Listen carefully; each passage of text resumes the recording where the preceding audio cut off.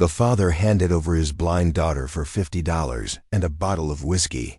But the gentle giant who witnessed the transaction would soon discover that this fragile girl possessed something far more valuable than anyone could imagine. Before we jump back in, tell us where you're tuning in from. And if this story touches you, make sure you're subscribed because tomorrow I've saved something extra special for you. The autumn wind cut through the rickety bleachers of Blackwood's Traveling Circus like a knife, carrying with it the scent of sawdust, animal musk, and desperation. In the dim glow of flickering carnival lights, a crowd of maybe 30 locals from the small town of Cedar Ridge, Ohio, had gathered for what the faded posters promised would be an evening of wonder and amazement. Most had come more out of curiosity than genuine excitement, drawn by the novelty of entertainment in a place where the most thrilling event was usually the weekly livestock auction. Behind the main tent, away from the sparse audience, a different kind of transaction was taking place. Marcus Webb stood hunched over, his clothes reeking of stale beer and defeat, clutching a crumpled $50 bill in one trembling hand while reaching for a bottle of cheap bourbon with the other. Beside him, his 15-year-old daughter. Lily sat perfectly still on a wooden crate, her unseeing eyes fixed on nothing, her small hands folded neatly in her lap. She had learned long ago that stillness was survival, that drawing attention to herself only invited more pain. "She's blind as they come," Marcus slurred to Jeremiah Blackwood, the circus owner whose weathered face bore the lines of a man who had seen every form of human misery and learned to profit from it. "Can't see a damn thing, but she's got good hearing, real good. Sometimes too good, if you know what I mean." He took a swig from the bottle, his words becoming increasingly difficult to understand. Been nothing but a burden since her mother passed. Can't work, can't contribute, just sits there listening to everything like some kind of ghost. Blackwood's calculating eyes studied Lily with the same detached interest he might show when evaluating a new animal act. At 62 he had been running traveling circuses for over 3 decades, and he knew of the opportunity when he saw it. A blind girl could evoke sympathy from audiences, and sympathy translated directly into ticket sales and donations. The novelty alone would be worth the modest investment he was making. "Is she healthy otherwise?" Blackwood asked, walking around Lily as if inspecting livestock. "No other problems I should know about?" Marcus shook his head vigorously, eager to complete the transaction before his temporary sobriety wore off completely. "Healthy as a horse. Quiet, obedient, won't give you any trouble. Hell, half the time I forget she's even there." He laughed bitterly at his own words, not noticing the way Lily's shoulders tensed at the familiar cruelty. From across the muddy lot, someone else was watching the exchange with growing disgust. Samuel Big Sam Rodriguez stood 6'8" inches tall and weighed nearly 300 pounds, his massive frame earning him his place as the circus strongman. Despite his intimidating appearance, Sam possessed a gentle soul that had been bruised by too many years of witnessing humanity's worst impulses. He had seen Blackwood acquire performers before, usually desperate people with nowhere else to turn. But this felt different. This felt wrong. The girl couldn't be more than 15, Sam estimated, and there was something about her perfect stillness that spoke of trauma far beyond her years. He had grown up with a younger sister who was deaf, and he recognized the hyper-awareness that came with navigating the world through heightened senses. But more than that, he could see the careful way Lily held herself, as if making herself as small and unnoticeable as possible had become second nature. "What kind of act are you planning for her?" Marcus asked, his interest purely financial. "Nothing too dangerous, I hope." "She's clumsy as hell, being blind and all." Blackwood's smile was thin and calculating. "Don't you worry about that. I've got plenty of ideas. Blind fortune teller, maybe. People eat that mystical stuff up. Or perhaps something with the animals. Folks love seeing someone overcome a disability. The possibilities are endless. Lily's hands tightened slightly in her lap, the only outward sign of her internal turmoil. She had heard every word, absorbed every casual dismissal of her humanity, but she had also heard something else. Footsteps approaching from behind, heavy but deliberately quiet, as if someone was trying not to startle her. The steps belonged to someone large, but the careful way they moved suggested gentleness rather than threat. Sam found himself walking toward the group before he had consciously decided to intervene. His years with the circus had taught him to pick his battles carefully. Blackwood was not a man who tolerated interference in his business dealings. But something about this situation triggered every protective instinct Sam possessed. The girl reminded him painfully of his sister Maria, who had died in a factory accident when she was just 17. "Evening, boss," Sam said quietly, his deep voice carrying easily across the small space. "Didn't realize we were taking on new performers tonight." Blackwood turned, his expression shifting to mild annoyance. "Just handling some business, Sam. Nothing that concerns you." There was a warning in his tone, the subtle reminder of hierarchy that kept the circus running smoothly. Marcus looked up at Sam's imposing figure and instinctively took a step back, nearly stumbling in his intoxicated state. "Who's the giant?" "Our strong man," Blackwood replied curtly. "Sam, why don't you go help Lorenzo with the elephant? We'll be done here shortly." But Sam didn't move. His eyes were fixed on Lily, who had turned her head slightly toward the sound of his voice. For just a moment, their eyes seemed to meet, and Sam felt something twist in his chest. Despite her blindness, there was an intelligence in her expression, an awareness that spoke of a mind far sharper than anyone was giving her credit for. "What's your name, miss?" Sam asked gently, ignoring Blackwood's increasingly dark expression. "Lily," she answered quietly, her voice barely above a whisper. It was the first word she had spoken since arriving at the circus, and there was something musical about the way she said it, as if she were testing how her own name sounded in this new and frightening environment. "That's a beautiful name," Sam said, crouching down to bring himself closer to her eye level. The movement was slow and deliberate, designed not to frighten her. "I'm Sam. It's nice to meet you, Lily." For the first time in hours, Lily's posture relaxed slightly. There was something in Sam's voice, a warmth and sincerity that she hadn't heard from an adult in longer than she could remember. More than that, she could hear things in his breathing, in the way his clothes rustled when he moved, that told her he was being genuine. Her heightened hearing had become her survival mechanism, allowing her to read people's intentions through subtle audio cues that others missed entirely. "All right, that's enough socializing," Blackwood interrupted sharply. "Sam, I told you to help Lorenzo. Now." Sam stood slowly, his jaw tight with suppressed anger. "Of course, boss. Just being friendly." He looked down at Lily one more time, and though she couldn't see his expression, something in his voice carried a promise when he said, "I'll see you around, Lily." As Sam walked away, his mind was already working on a problem he hadn't asked for but couldn't ignore. He had seen too many vulnerable people get chewed up and spit out by the carnival circuit. Performers were often treated as little more than property, especially those who had no other options. A blind teenage girl would be particularly vulnerable to exploitation and abuse.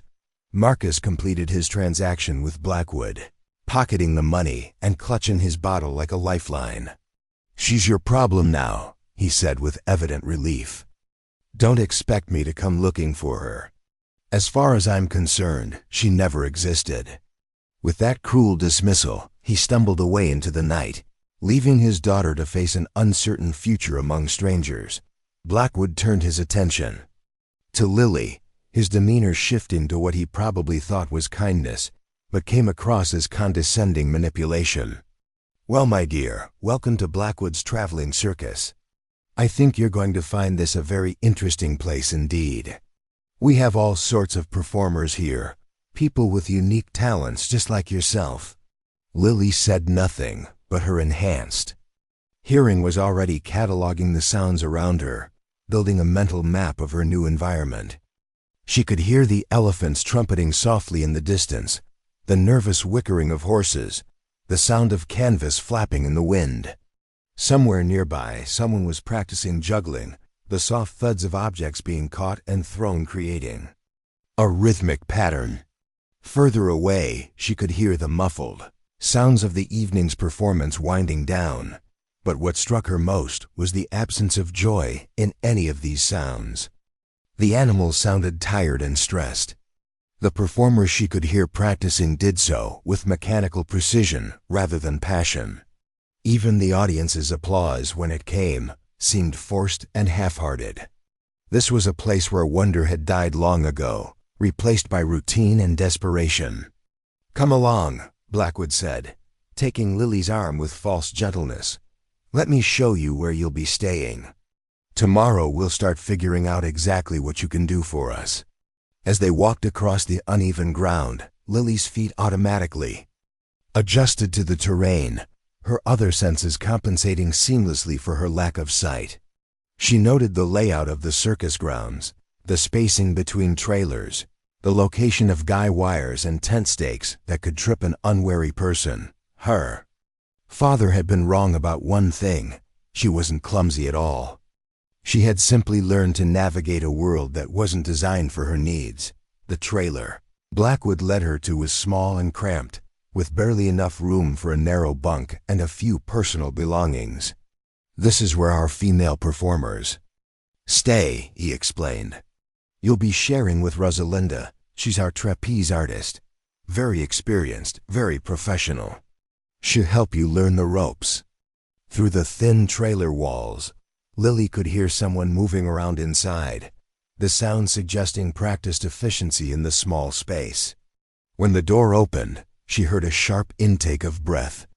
"Jesus, Jeremiah, she's just a kid," said a woman's voice, heavily accented with what sounded like Eastern European inflections. "And she's blind. What the hell are you thinking?" "I'm thinking about ticket sales and audience sympathy," Blackwood replied coldly. "And I'm thinking it's none of your damn business who I hire. Just make sure she doesn't cause any problems." Rosalinda Petrov had been with various circuses for 15 years, ever since her family's acrobatic troupe had dissolved when she was 19. At 34, she had seen enough of the darker side of circus life to recognize a potential victim when she saw one. The girl standing before her radiated vulnerability despite her composed exterior. After Blackwood left, Rosalinda's demeanor softened considerably. "Come in, little one. Don't mind him. His bark is worse than his bite, though his bite is pretty damn bad." She guided Lily to the lower bunk, her movements careful and considerate. "I'm Rosa. What's your name?" "Lily," came the quiet response. "Preparing and narrating this story took us a lot of time, so if you are enjoying it, subscribe to our channel. It means a lot to us. Now back to the story." "Well, Lily, welcome to our traveling madhouse. It's not much, but it's better than sleeping under the stars." Rosa sat heavily on her own bunk, the springs creaking under her weight. "How did you end up here, if you don't mind me asking?" Lily was quiet for a long moment, her head tilted as if listening to something Rosa couldn't hear. "My father sold me," she said finally, the words carrying no emotion, as if she were reciting a simple fact. Rosa felt her heart clench. She had heard similar stories before, but they never got easier to bear. "I'm sorry, sweetheart. That's not right. Not right at all." "It doesn't matter," Lily said with the resignation of someone far too young to sound so defeated. "He didn't want me anyway. Said I was useless because I can't see." "Well, he was wrong about that," Rosa said firmly. "Dead wrong. Being different doesn't make you useless. Sometimes it makes you special in ways other people can't understand." Outside their trailer, the circus was settling into its nighttime routine. Lily listened to the familiar sounds of a traveling show winding down, equipment being secured, animals being settled for the night, performers retreating to their own small spaces. But underneath these expected sounds, she heard something else that made her frown slightly. "Rosa," she said quietly, "are the animals okay? The elephant sounds ... sad." Rosa paused in her unpacking, surprised by the observation. "You can tell that just from listening?" "She's crying," Lily said matter-of-factly, not with tears, but with her voice. "And the horses are restless. Something's wrong with their feet, I think. The way they're shifting their weight." Rosa stared at the girl in amazement. She had worked around circus animals for years and had noticed that Bessie the elephant had been lethargic lately, though the animal handler insisted everything was fine. And now that Lily mentioned it, several of the horses had been favoring their hooves recently. "How can you possibly know all that?" Rosa asked. Lily shrugged, a gesture that seemed too world-weary for someone her age. "I listen. When you can't see, you hear everything else much clearer. Animals don't lie like people do. Their sounds tell you exactly how they're feeling." As the night deepened, Rosa found herself reconsidering everything she thought she knew about this quiet girl who had been thrust into their chaotic world. There was clearly much more to Lily than met the eye, and Rosa suspected that Blackwood had no idea what he had actually acquired. Meanwhile, in his own trailer across the lot, Sam Rodriguez lay awake staring at the ceiling, unable to shake the image of Lily's frightened face. He had seen too many people broken by the harsh realities of circus life, and he was determined not to let it happen to this girl. Whatever it took, he would find a way to protect her. The stage was set for a confrontation that would change everything, though none of them knew it yet. Lily's extraordinary abilities were about to be revealed in ways that would shock everyone. And Sam's protective instincts were about to put him on a collision course with forces more dangerous than anyone realized. Tomorrow would bring new challenges, new discoveries, and the beginning of a transformation that would prove that sometimes the most unlikely heroes emerge from the darkest circumstances. The morning sun painted the circus grounds in harsh golden light, revealing the shabby reality that darkness had mercifully hidden. Lily woke to the sound of canvas snapping in the breeze and the distant murmur of performers beginning their daily routines. Rosa had already left the trailer, her absence marked by the lingering scent of coffee and the careful way she had closed the door to avoid waking her new roommate, but Lily had been awake for hours, her enhanced hearing cataloging every sound as the circus came to life around her. She had heard the animal handlers arrive at 4:30, their footsteps heavy with resignation rather than enthusiasm. The elephants had been fed at 5, their contented rumbling telling her they were still hungry despite their meal. The horses remained agitated, their distressed whinnying confirming her suspicions about their poor health.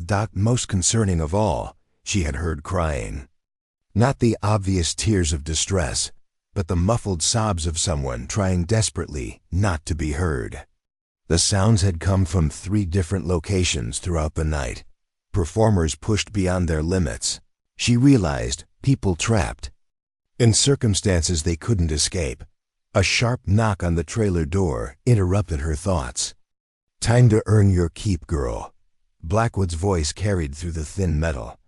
"Got big plans for you today." Lily dressed quickly in the same clothes she had worn yesterday, her movements economical and precise. She had learned to be self-sufficient, out of necessity, developing routines that didn't require sight. When she emerged from the trailer, the assault of morning sounds and smells nearly overwhelmed her.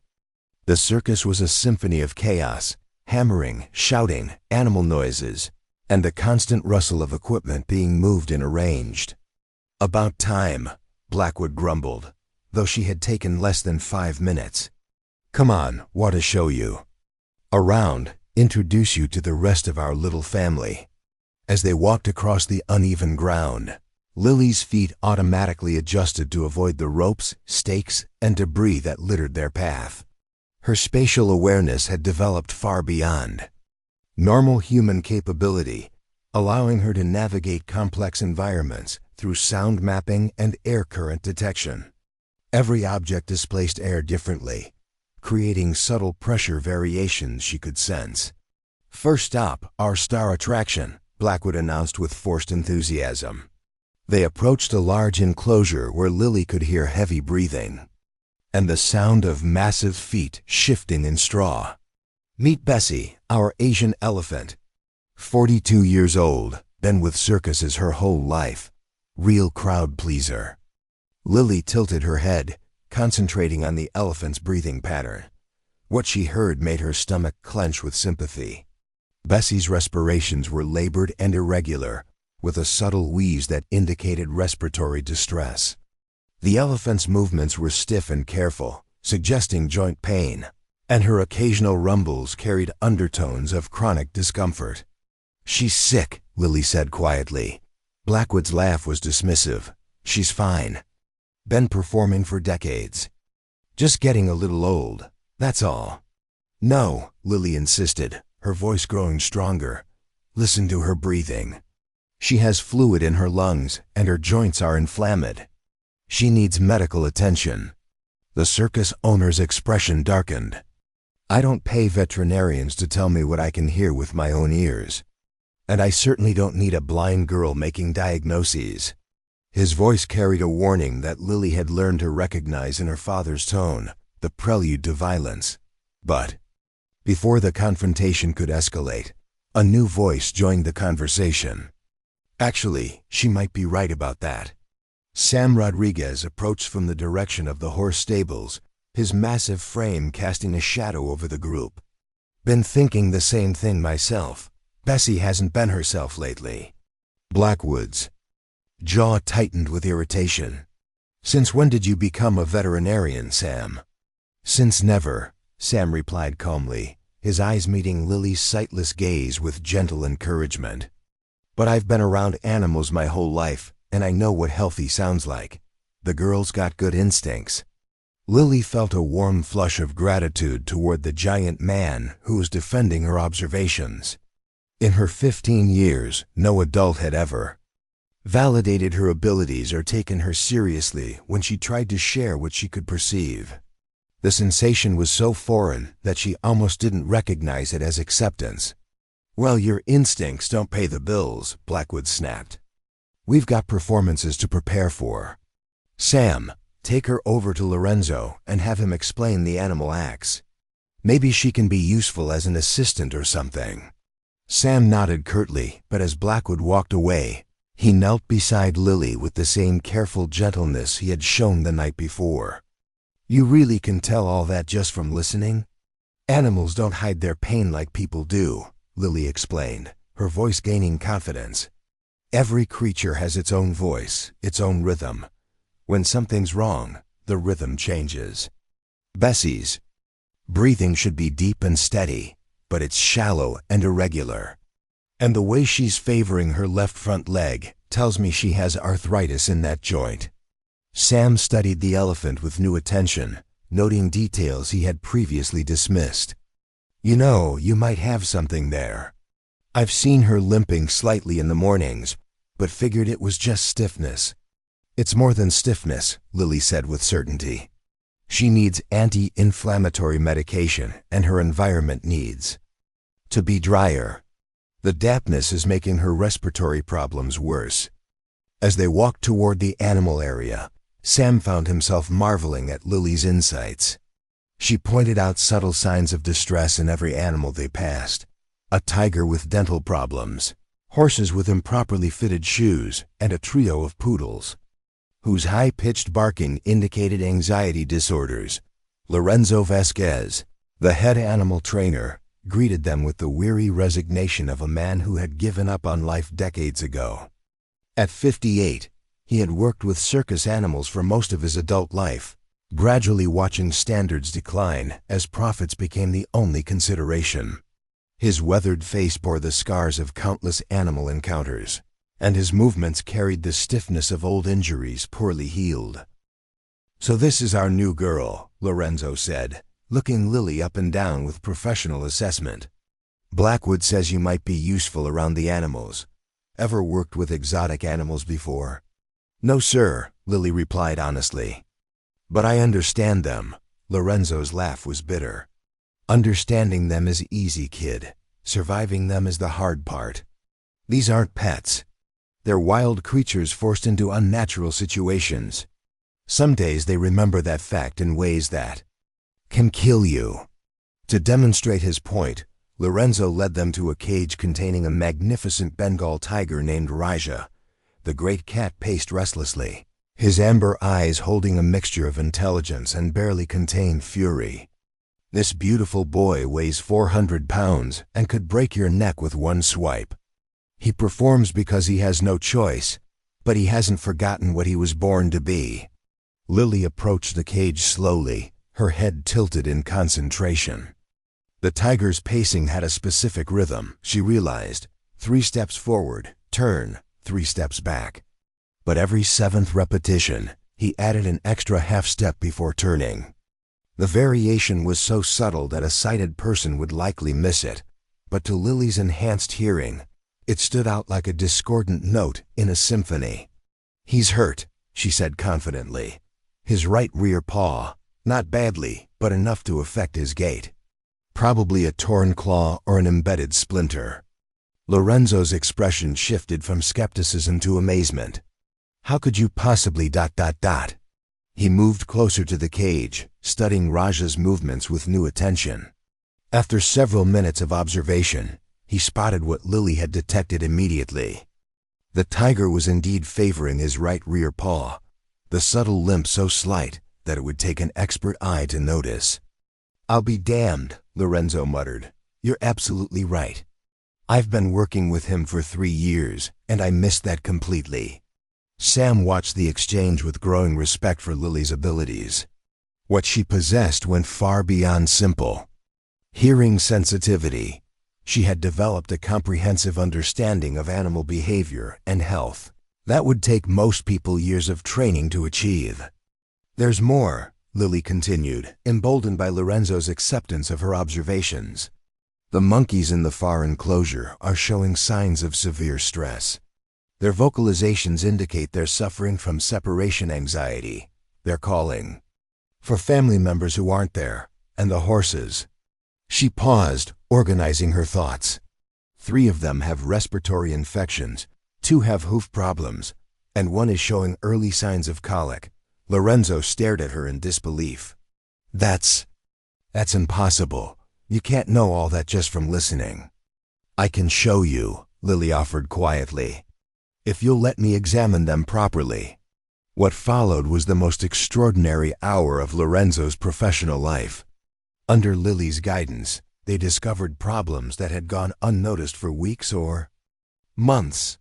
Her ability to detect subtle changes in breathing patterns, movement rhythms, and vocal stress indicators was unlike anything he had ever encountered. The horses she had diagnosed with respiratory infections did indeed show signs of illness. When examined closely, the animals with hoof problems had been compensating so effectively that their lameness was nearly invisible to the naked eye. Even the monkey troop's behavioral issues became obvious once Lorenzo knew what to look for.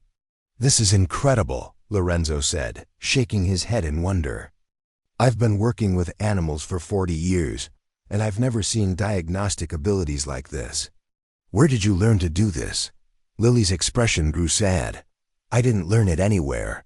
When you can't see the world, you have to understand it differently. Animals became my friends when people didn't want me around. I started listening to them because they were the only ones who didn't make me feel broken." Sam felt his heart clench at her words. The casual cruelty of a world that dismissed this remarkable girl as worthless filled him with protective rage. But more than that, he was beginning to understand that Lily possessed something far more valuable than entertainment potential. She had a genuine gift that could improve the lives of these suffering animals. "Lorenzo," Sam said carefully, "what would happen if Blackwood knew about this? What can she really do?" The animal trainer's expression darkened. "He'd exploit it. Turn it into some kind of mystical fortune-telling act, probably.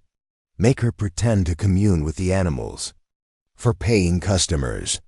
He looked at Lily with something approaching reverence. This isn't a trick or a gimmick. This is real talent. The kind that could revolutionize animal care if it was properly developed. But their conversation was interrupted by the sound of approaching footsteps and raised voices. Blackwood was returning, accompanied by someone whose presence immediately set Lily on edge. The newcomer's breathing was controlled and calculating, his movements precise in a way that suggested military or law enforcement training. "This is Dr. Marcus Crenshaw," Blackwood announced with obvious pride. "He represents a consortium of buyers interested in acquiring unique performers for a new venture." Dr. Crenshaw studied Lily with the cold interest of a scientist examining a specimen. "So this is the girl with the alleged animal communication abilities. Interesting. Very interesting indeed." Lily's enhanced hearing picked up details that others missed. The slight acceleration of Crenshaw's heartbeat when he looked at her. The carefully controlled breathing of someone maintaining an artificial calm. The subtle rustle of expensive clothing that suggested significant financial resources. But most disturbing was what she couldn't hear, any trace of genuine emotion in his voice. He spoke about her as if she were an object rather than a person. "We haven't had time to properly test her abilities yet," Blackwood said, his eagerness to impress evident in his tone. "But early indications are very promising." "Oh, I think we've seen enough," Crenshaw replied smoothly. "My employers are always interested in individuals with unique talents, especially those who might be overlooked by conventional society." Sam stepped closer to Lily, his protective instincts flaring. Something about this situation felt wrong, dangerous in ways that went beyond normal circus exploitation. "What kind of venue are you talking about?" he asked, his voice carrying a subtle challenge. Crenshaw's smile was thin and predatory. "Private exhibitions for very select audiences. People who appreciate rare talents and are willing to pay premium prices for exclusive entertainment." The words sent chills down Lily's spine. Her enhanced hearing allowed her to detect the undertones of threat in Crenshaw's voice, the carefully hidden excitement of someone who believed he had found something valuable. She realized with growing horror that she had just become a commodity to be bought and sold again, but this time to buyers whose intentions were far darker than simple circus entertainment. "I'm not interested," Lily said quietly, but her voice carried a strength that surprised everyone present. Crenshaw's expression didn't change, but his breathing pattern shifted in a way that indicated he was accustomed to having his offers accepted without question. "I don't think you understand the opportunity being presented here, young lady. My employers can offer resources and training that would develop your abilities far beyond what a traveling circus could provide." "I said I'm not interested," Lily repeated, moving closer to Sam's protective presence. The tension in the air was palpable as several different agendas collided. Blackwood's greed warred with his need to maintain control over his performers. Crenshaw's patience was clearly wearing thin as he encountered unexpected resistance. And Sam found himself preparing for a confrontation that could have serious consequences for everyone involved. But it was Lorenzo who broke the stalemate with an observation that changed everything. "Wait a minute," he said slowly, studying Crenshaw with new suspicion. "I know who you are. You're the one who's been buying up exotic animals from bankrupt circuses. The animals that disappear into your private collections are never seen again." Crenshaw's mask of civility finally slipped, revealing the cold calculation beneath. "I think this conversation has gone far enough. Mr. Blackwood, perhaps we should discuss terms privately." But Sam had heard enough. His military training from years past was beginning to surface, along with protective instincts that had been honed by a lifetime of defending those who couldn't defend themselves. "I don't think so," he said quietly, his massive frame positioning itself between Crenshaw and Lily. The lady said she's not interested. That's the end of the discussion. The confrontation that was about to unfold would determine not only Lily's fate, but the future of everyone at Blackwood's traveling circus. Forces were gathering that none of them fully understood, and Lily's extraordinary abilities were about to become the center of a conflict that would test everyone's courage and principles. Unknown to all of them, this was only the beginning. Lily's gifts extended far beyond animal communication, and the people who wanted to exploit those gifts were more dangerous and powerful than anyone imagined. The gentle giant who had appointed himself her protector was about to discover just how far he was willing to go to keep her safe. The standoff lasted only seconds, but to Lily, those moments stretched into eternity. Her heightened senses captured every nuance of the tension crackling around her. Sam's controlled breathing as he prepared for potential violence. Crenshaw's slight shift in stance that suggested he wasn't as defenseless as he appeared. And Blackwood's nervous swallowing as he realized his simple business transaction was spiraling beyond his control. But it was another sound that truly alarmed her. The subtle electronic beeping coming from Crenshaw's jacket pocket. Whatever device he carried was actively transmitting, which meant their conversation had been recorded and possibly broadcast to unknown parties. The implications sent ice through her veins. "Gentlemen, there's no need for theatrics," Crenshaw said smoothly, though his hand had moved imperceptibly closer to his jacket. "I'm simply a businessman making a legitimate offer. If Miss— What was your last name, dear?" "Mitchell," Lily replied automatically, then immediately regretted providing the information. Something in the way Crenshaw repeated her name suggested he was filing it away for future use. "Miss Mitchell isn't interested in my proposal, then. Perhaps we can discuss other arrangements. Mr. Blackwood, surely you have other performers who might benefit from expanded opportunities." Lorenzo stepped forward, his weathered face set in hard lines. "I know exactly what kind of opportunities you provide, Crenshaw. 3 circuses in the past 2 years have sold animals to your people. None of those animals were ever seen again. The performers who asked too many questions had a habit of disappearing as well." Crenshaw's facade of pleasantness finally cracked completely. "That's a very serious accusation, Mr. Vasquez. I hope you have evidence to support such claims." "I have friends in this business," Lorenzo shot back. "People talk. Word gets around about buyers who make problems disappear permanently." The electronic beeping from Crenshaw's pocket increased in frequency, and Lily realized with a growing alarm that backup was likely already en route.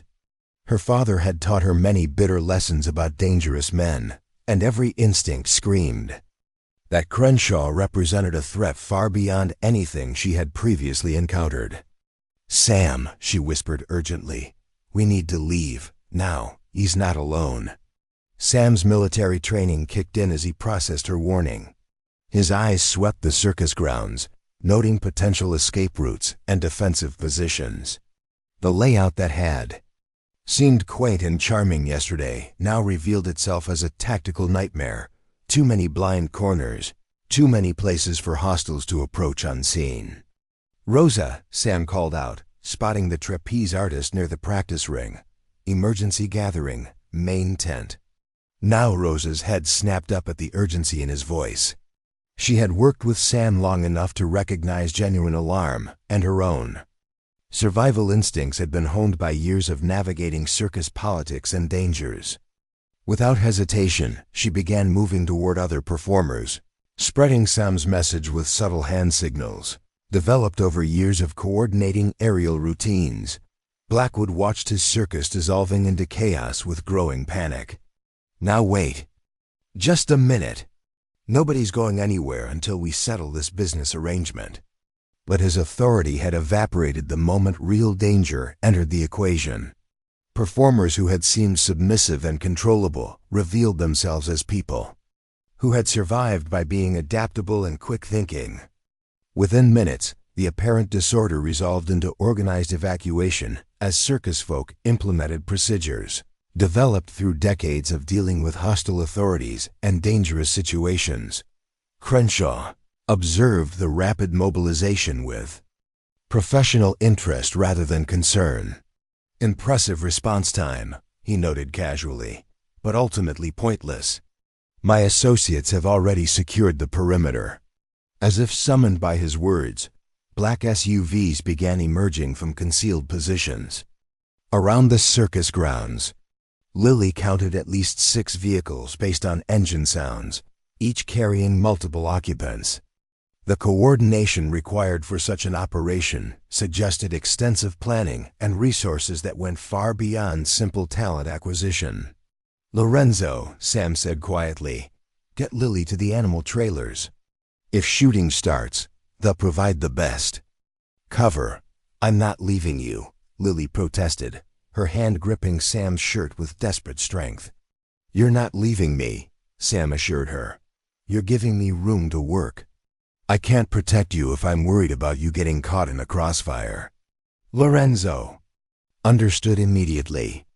His years of working with dangerous animals had taught him the value of strategic positioning and calculated risks. "Come on, kid. We'll circle around through the menagerie. I know every inch of these grounds." As they moved away from the confrontation, Lily's enhanced hearing provided a constant stream of tactical intelligence.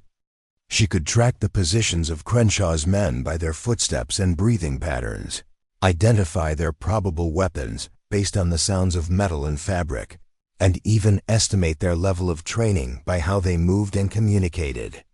8 men in the first wave, she whispered to Lorenzo as they crouched behind the elephant enclosure. Military trained, but not current military. Private contractors probably.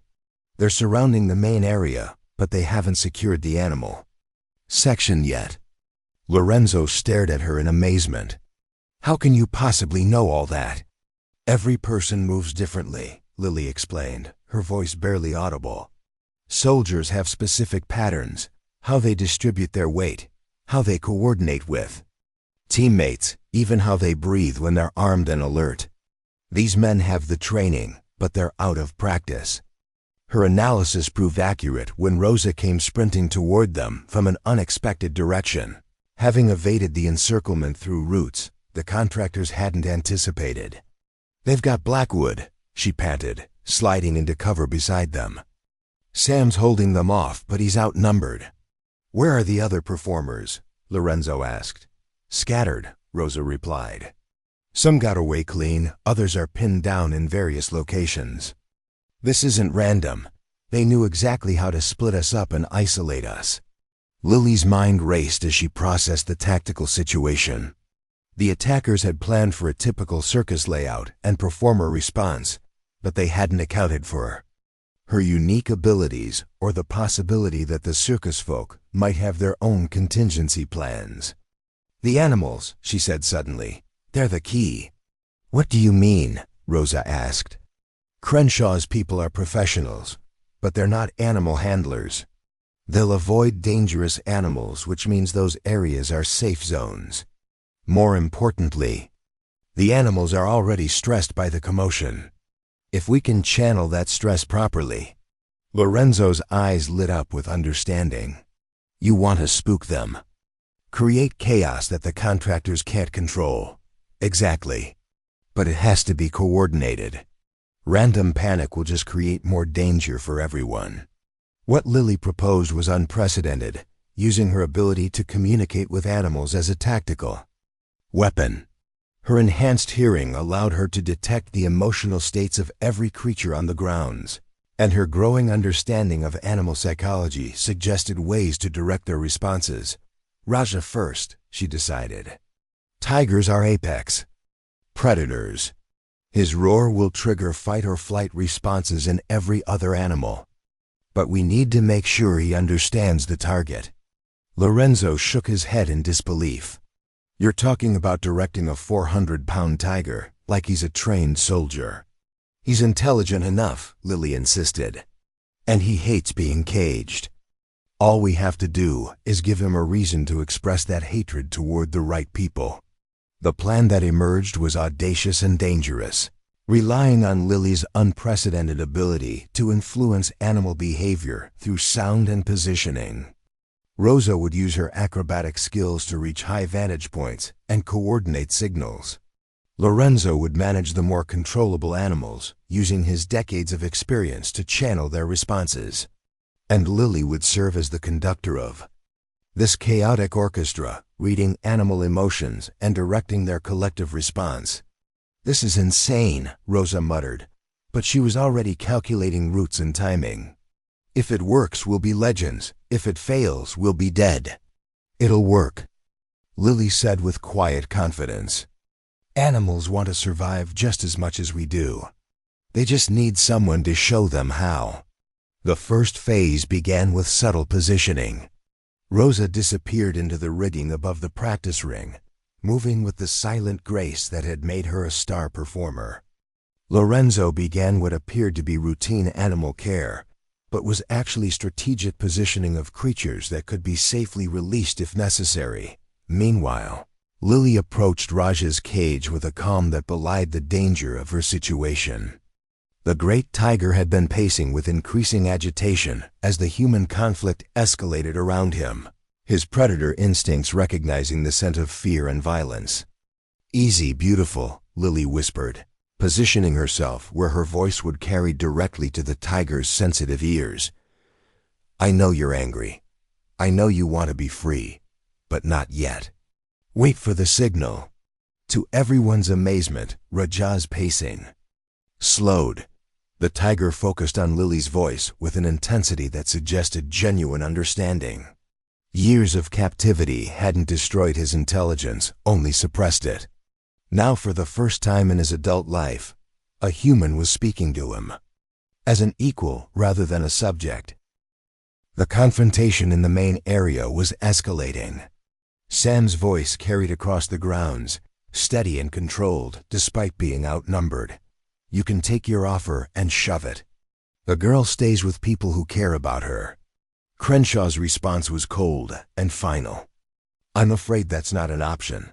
Mr. Rodriguez, my employers have invested considerable resources in locating Miss Mitchell, and they expect a return on that investment."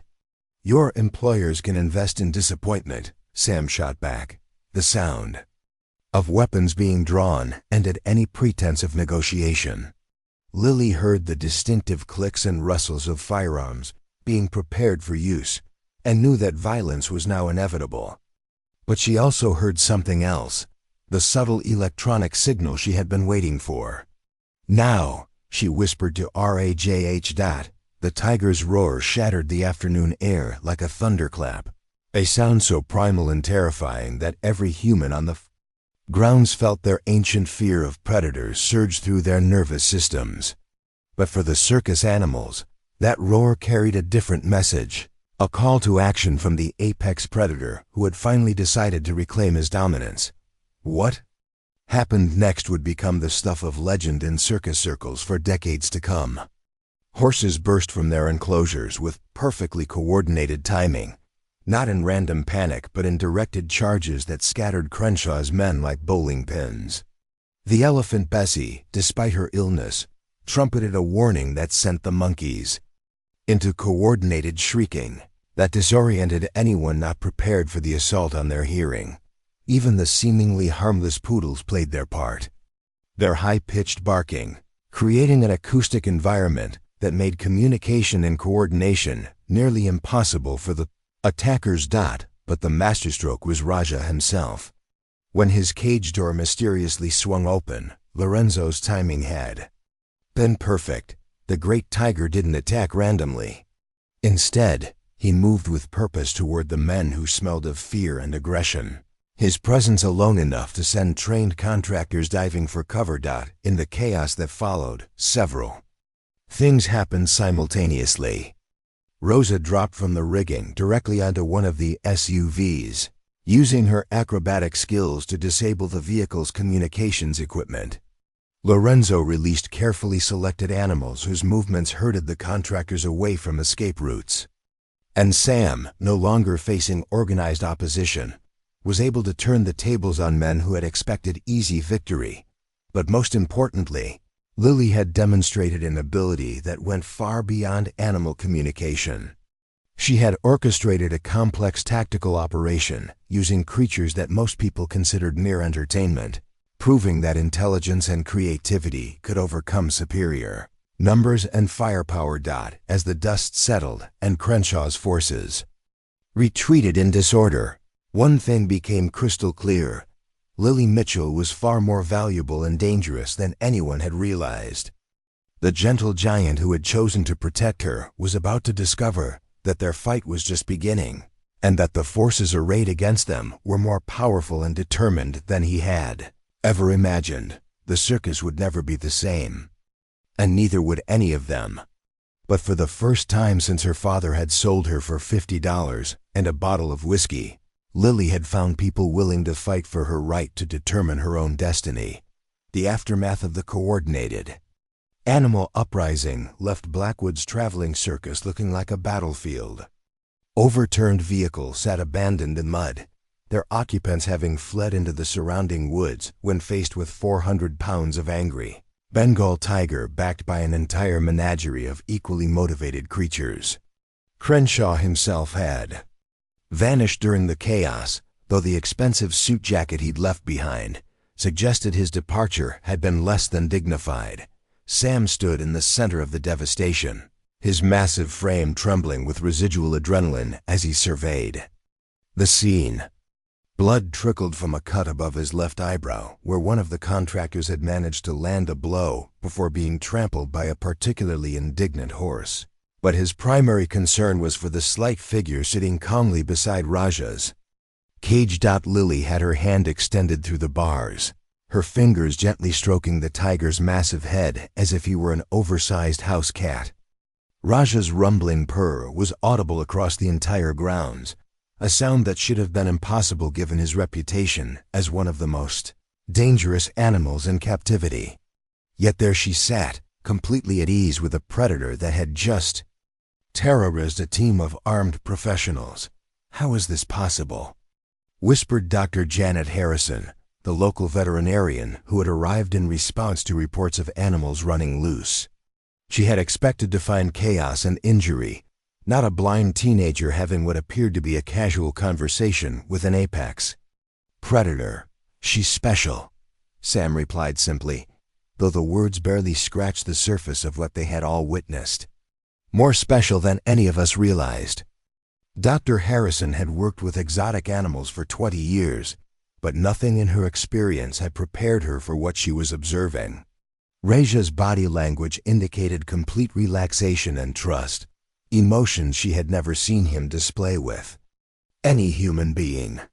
More concerning from a professional standpoint, the tiger was exhibiting behaviors typically associated with bonded pairs in the wild: protective positioning, vocal communication patterns, and what appeared to be active listening to Lily's quiet words. "Lily," Rosa called softly, approaching with the careful respect one might show a deity. "Are you all right, sweetheart?" "I'm fine," Lily replied, her voice carrying a strength and confidence that hadn't been there that morning. "Raja's fine too. He's just tired of being misunderstood." Lorenzo emerged from the elephant enclosure, shaking his head in bewilderment. "Bessie's respiratory symptoms have improved dramatically in the past hour.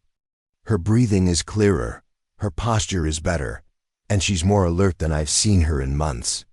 It's like she's been energized by everything that happened." "Animals respond to purpose," Lily explained, finally standing and stepping away from Raja's cage. "They've been depressed because they felt useless, trapped in artificial situations with no real meaning.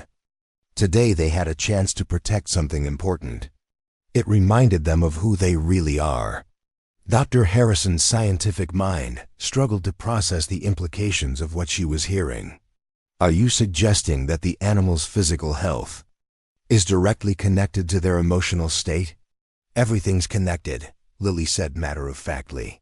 "Physical health, emotional well-being, sense of purpose. Humans just pretend these things are separate.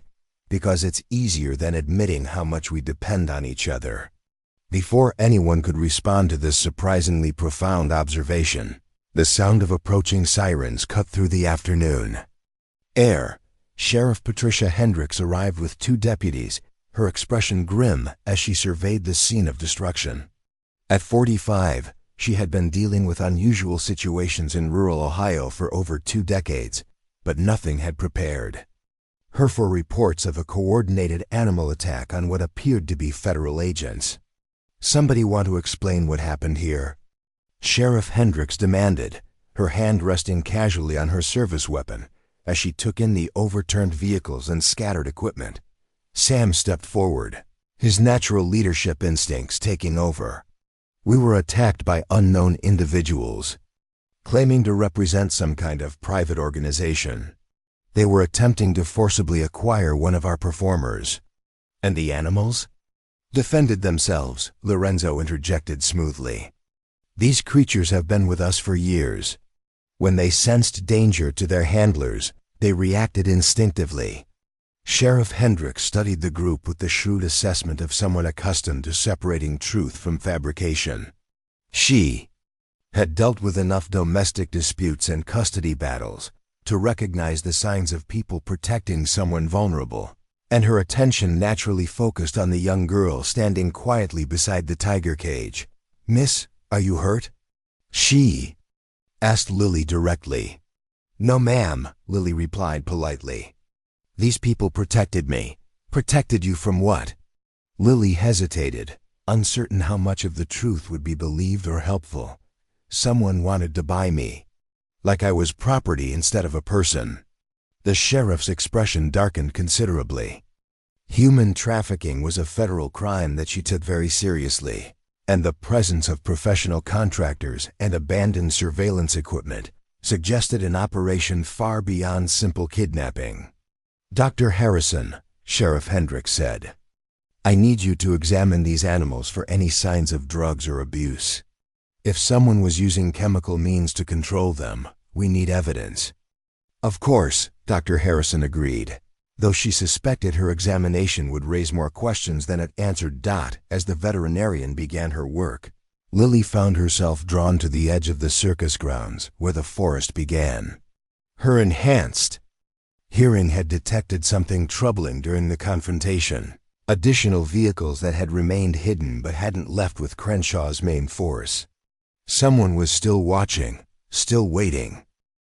"Sam," she called quietly, "we're not alone." The big man immediately shifted into protective mode, his eyes scanning the tree line for threats. "Where?" "Northeast, about 200 yards. 2 vehicles, engines running but not moving. They've been there for the past 20 minutes. Sheriff Hendricks overheard the exchange and immediately radioed for backup. "All units, we have possible hostiles in the area. Proceed with caution." But before reinforcements could arrive, the situation took another unexpected turn. A sleek black helicopter appeared over the horizon, its flight path taking it directly toward the circus grounds. The aircraft bore no visible markings, and its approach pattern suggested military or law enforcement training. "Everyone take cover," Sam ordered, but Lily remained standing in the open, her head tilted as she listened to something the others couldn't perceive. "It's okay," she announced with surprising calm. "These are different people. Their intentions aren't hostile." The helicopter settled onto the muddy field with professional precision, and 3 individuals emerged. The leader was a woman in her 50s with silver hair and the bearing of someone accustomed to command. She was followed by 2 younger agents, one male and one female, both carrying themselves with the quiet competence of federal law enforcement. "Agent Sarah Matthews, Federal Bureau of Investigation," the woman announced, displaying her credentials. To Sheriff Hendricks, "We've been tracking the organization that attacked your facility. Are there any injuries?" "Mostly pride and damaged equipment," Sam replied cautiously. "But I'm guessing you already knew that." Agent Matthews smiled grimly. "We've been monitoring Crenshaw's operation for several months. Unfortunately, We arrived too late to prevent this incident, but your creative response has provided us with valuable intelligence. What kind of organization are we dealing with? Sheriff Hendricks asked. International human trafficking ring specializing in individuals with unique abilities, Matthews explained. They acquire people who might be overlooked by conventional society, runaways, orphans, people with disabilities who've been abandoned by their families. Then they exploit those abilities for private clients who pay premium prices for exclusive entertainment. The implications hit everyone simultaneously. Lily hadn't been randomly targeted. She had been specifically identified and hunted by people who recognized the value of her extraordinary gifts. How did they find out about her? Rosa demanded, her protective instincts flaring. Agent Matthews studied Lily with professional interest. We're still investigating that. But we believe someone with access to social services records has been feeding information to trafficking networks. Your father's attempt to abandon you may have triggered an alert in their system. Lily felt a chill that had nothing to do with the autumn weather. The idea that her own father's actions had painted a target on her back was almost too terrible to contemplate. But worse was the realization that she would never be truly safe as long as these people knew she existed. What happens now? Sam asked, his voice tight with concern. That depends largely on Miss Mitchell, Agent Matthews replied. We can offer federal protection, but it would mean entering witness protection and giving up any chance of a normal life. Alternatively, we can work with local authorities to provide security while you continue with your current living situation. There's a third option, Dr. Harrison interjected unexpectedly. Everyone turned to stare at the veterinarian, who had been quietly observing Lily's interactions with the animals throughout the conversation. What if we made it impossible for them to exploit her abilities? What do you mean? Lily asked. Dr. Harrison's expression was thoughtful and slightly odd. I've been watching you work with these animals, and what you're doing goes far beyond simple communication. You're providing them with genuine healing, emotional, psychological, and apparently physical. That's not something that can be packaged and sold as entertainment. I don't understand, Sam said. Think about it, Dr. Harrison continued, her excitement growing. These trafficking organizations want to exploit unique abilities for profit. But Lily's gifts aren't performative, they're therapeutic. If we document what she can do properly, establish her as a legitimate practitioner of animal-assisted therapy, then she becomes too valuable and visible to kidnap. Lorenzo's eyes lit up with understanding. You're talking about going public, making her abilities known to the scientific community. Exactly. It's much harder to disappear someone who's recognized as a legitimate professional with documented credentials and public recognition. Agent Matthews considered the proposal with obvious interest. It's an unconventional approach, but it has merit. Public visibility can be its own form of protection. But Lily herself was quiet, processing the implications of each option. Federal protection meant safety, but isolation from the animals and people who had become her family. Continuing with the circus meant constant danger from unknown enemies. Going public meant exposure and scrutiny that could fundamentally change her life. What do you want, Lily? Sam asked gently. This is your choice to make. Lily was quiet. For a long moment, her enhanced hearing picking up the subtle sounds of animals, settling back into their normal routines after the afternoon's excitement. Bessie's breathing was indeed clearer. Raja's contentment was audible in his steady purring, and even the horses seemed calmer than they had been in weeks. I want to help them, she said finally. All of them. Not just these animals, but others, who are suffering because people don't understand what they need. If going public means I can do more good, then that's what I want to do. The decision would change everything. Within hours, Lily's story would begin spreading through veterinary networks, animal welfare organizations, and scientific communities. The shy, frightened girl who had been sold for $50 would become the center of a revolution in animal care and therapy. But with recognition would come new dangers. The people who had tried to acquire her weren't going to simply give up, and going public would make her easier to track, while simultaneously making her more valuable to the wrong people. As the sun began to set over the circus grounds, painting the sky in brilliant oranges and purples, none of them could have predicted that their ordeal was just beginning. The forces arrayed against them were more powerful and determined than they realized, and Lily's growing abilities were about to attract attention from quarters they never could have imagined. The gentle giant who had appointed himself her protector was about to discover that sometimes the greatest act of love is helping someone embrace their destiny, even when that destiny leads directly into. 3 weeks after the FBI's arrival, Blackwood's traveling circus had transformed into something resembling a research facility disguised as entertainment. Dr. Harrison had assembled a team of veterinary scientists, animal behaviorists, and documentary filmmakers to observe and record Lily's unprecedented abilities. The makeshift laboratory they established in the main tent buzzed with activity as researchers worked around the clock to document phenomena that challenged everything they thought they knew about human-animal communication. Lily sat cross-legged on a cushion in the center of it all, her hand resting gently on the neck of her rescue horse named Thunder, who had been considered untouchable by conventional methods. The massive stallion had arrived 3 days earlier, traumatized by years of abuse and violent enough that his previous owners had scheduled him for euthanasia.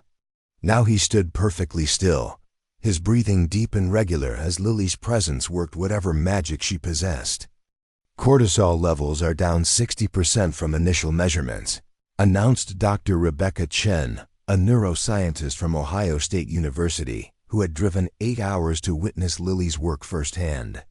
"Heart rate is stabilized, muscle tension is releasing, and brain activity patterns suggest deep relaxation rather than the hypervigilance we documented on arrival."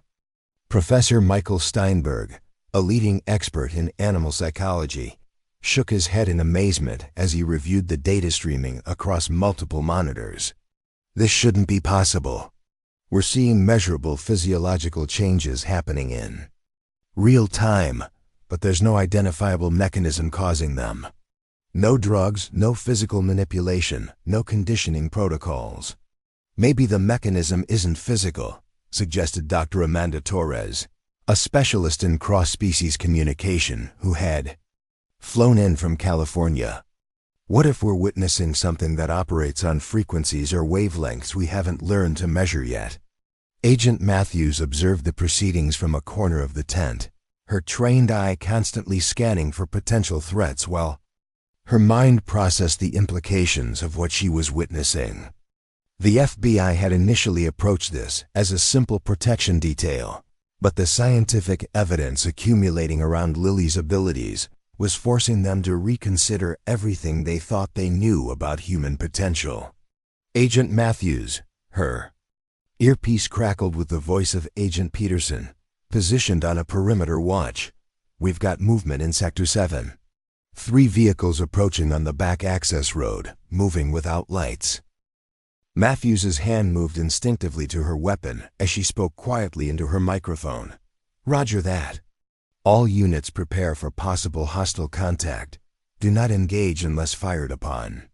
But Lily had already heard what the electronic surveillance had detected. Her head turned toward the approaching vehicles with the precise tracking of a radar dish, her enhanced senses providing information that sophisticated equipment couldn't match. 12 people, she announced calmly, not moving from her position. Beside Thunder, armed, but not military this time. Their movement patterns are different, more desperate, less coordinated. Someone's forcing them to be here against their better judgment. Sam materialized beside her with the quiet efficiency he had developed over their weeks together. "How can you tell all that?" "Fear has a sound," Lily explained, her hand continuing to stroke Thunder's neck in a gesture that kept both horse and observers calm. "These people are terrified. but they're more afraid of failing their mission than they are of us. That means whoever sent them is more dangerous than anything they expect to encounter here."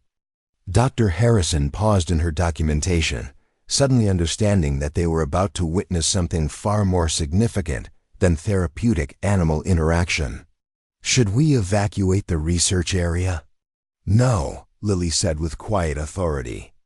"They need to see this, all of it. Whatever happens next has to be witnessed and recorded, or nothing we've accomplished here will matter."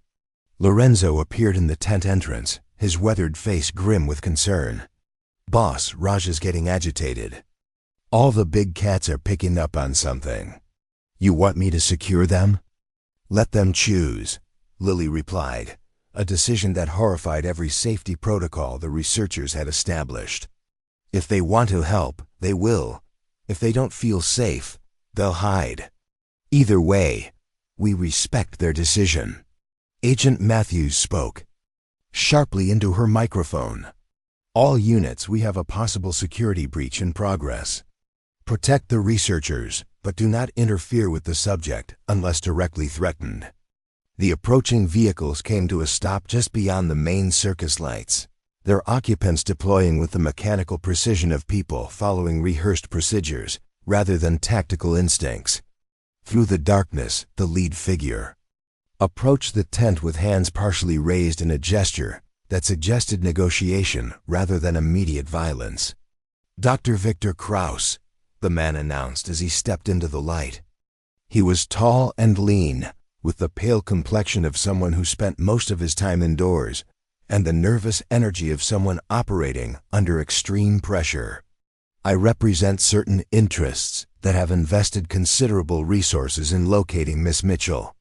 And I represent the Federal Bureau of Investigation."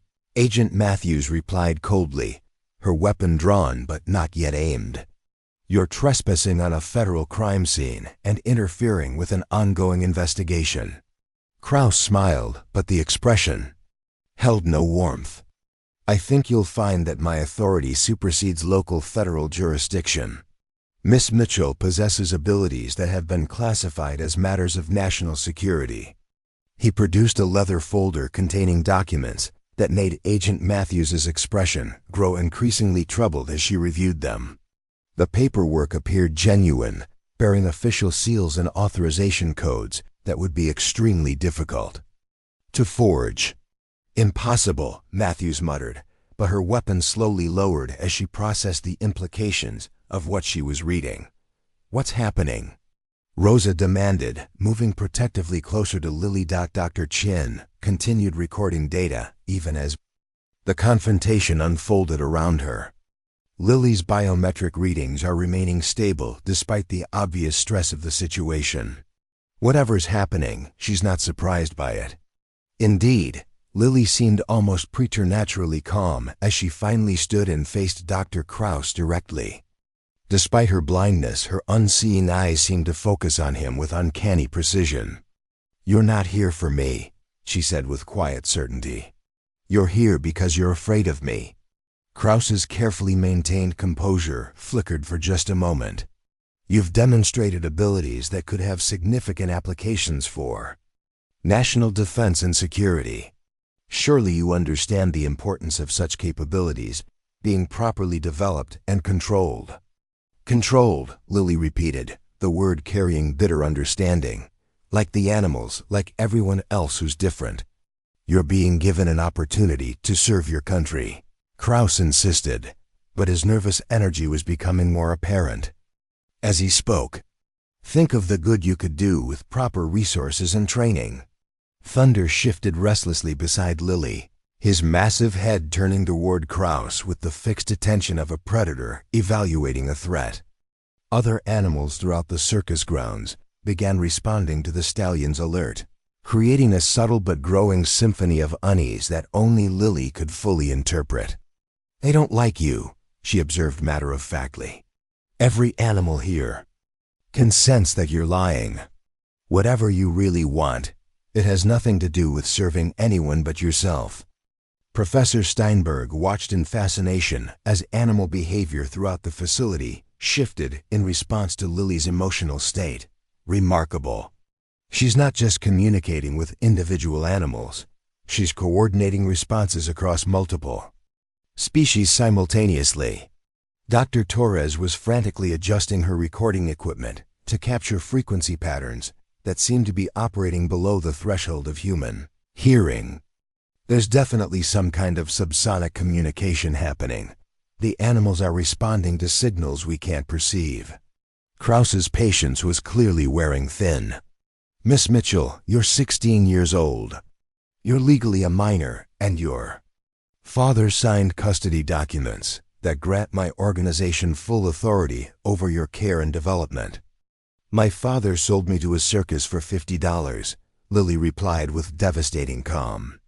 Any legal documents he signed are meaningless because he abandoned his parental rights the moment he took payment for his own daughter. Agent Matthews looked up from the paperwork she had been reviewing, her expression grim. The documents appear to be legitimate, but they're based on fraudulent premises. If Mr. Mitchell signed custody transfer papers, he did so under false pretenses. Legal technicalities, Krause dismissed impatiently. The fact remains that Miss Mitchell possesses abilities that could be crucial to national security. Personal preferences are secondary to the greater good. It was Sam who finally stepped forward, his massive frame positioning itself between Krause and Lily with unmistakable intent. The greater good doesn't include kidnapping children and forcing them into government experiments. You're interfering with a federal operation, Krause warned, but his voice lacked conviction. No, Agent Matthews corrected, her own weapon now trained on Krause rather than defending him. I've reviewed these documents more carefully, and while they bear official seals, the authorization codes don't match current federal protocols. You're operating without legitimate authority. The standoff that followed was unlike anything the researchers had expected to witness. Dr. Krause found himself facing not just federal agents and circus performers, but an entire facility full of scientists whose professional reputations were now tied to documenting and protecting Lily's abilities. But it was the animals that ultimately tipped the balance. Led by Raja's commanding presence, creatures throughout the circus grounds began moving toward the main tent with purpose rather than panic.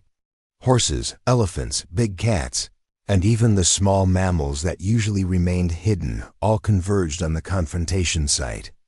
This is unprecedented, Dr. Chun whispered, her instruments detecting physiological changes in Lily that suggested she was somehow coordinating the movement of dozens of animals simultaneously. She's functioning as a communications hub for the entire ecosystem. Thunder stepped forward until his massive head was positioned directly behind Lily's shoulder, his presence both protective and intimidating. Raja appeared at the tent entrance, his amber eyes fixed on Krause with predatory focus. Even Bessie the elephant had positioned herself where her considerable bulk would be visible to anyone attempting to approach Lily.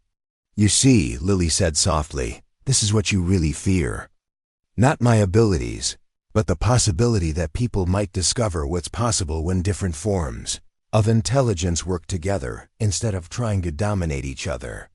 Krause looked around at the assembled animals and suddenly seemed to realize that he was drastically outnumbered by creatures that had no respect for his authority and no fear of his weapons.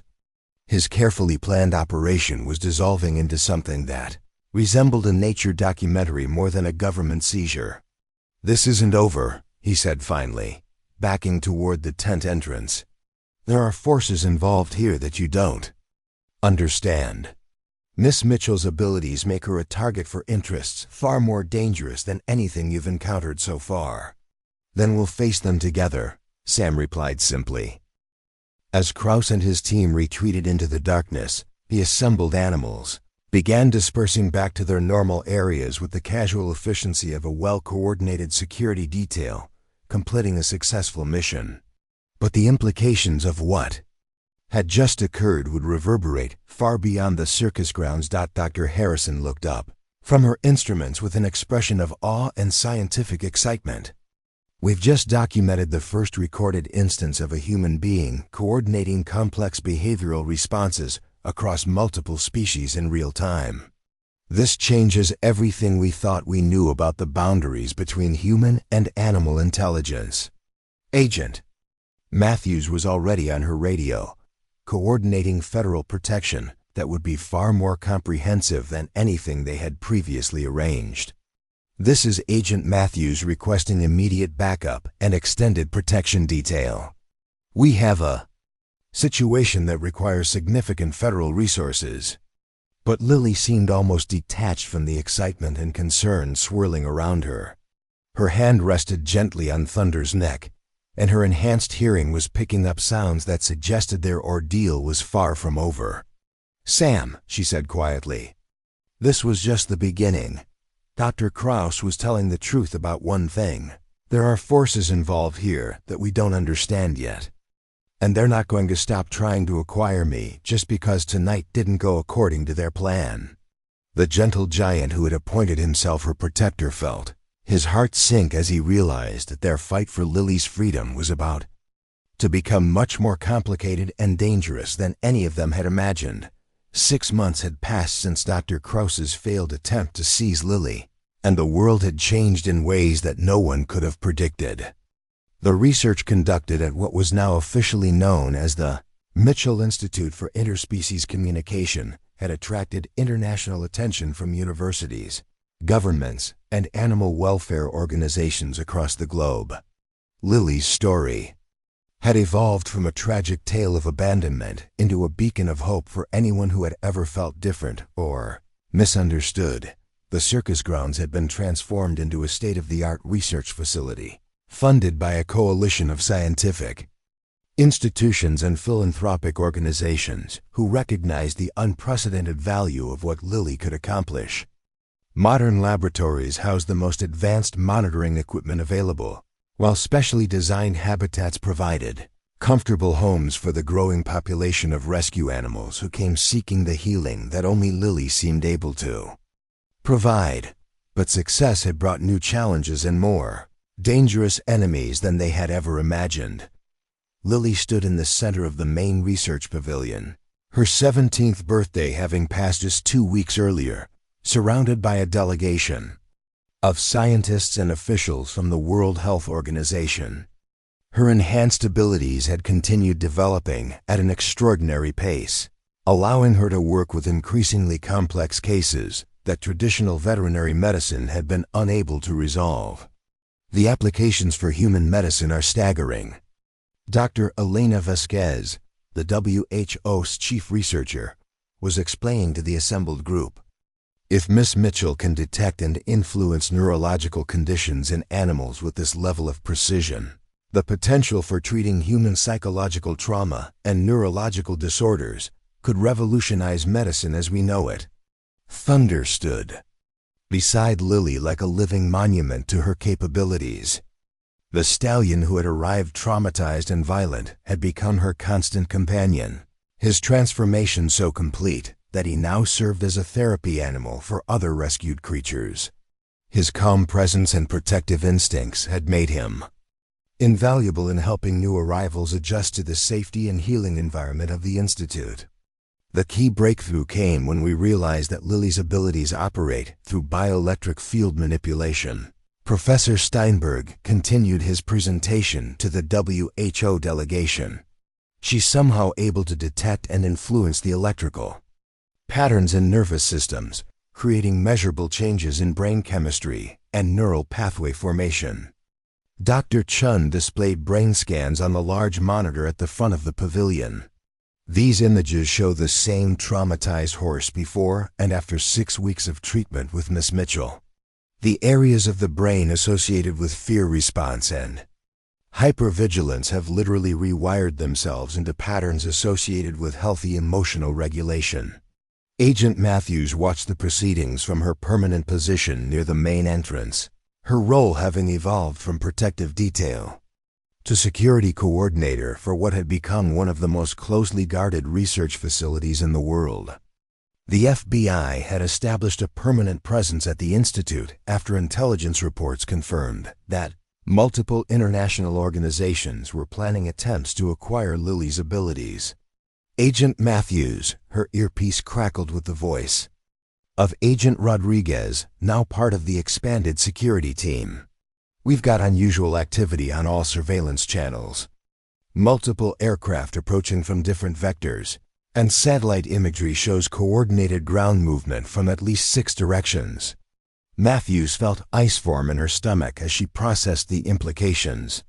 A coordinated assault from multiple directions with air support suggested resources and planning far beyond anything they had previously encountered.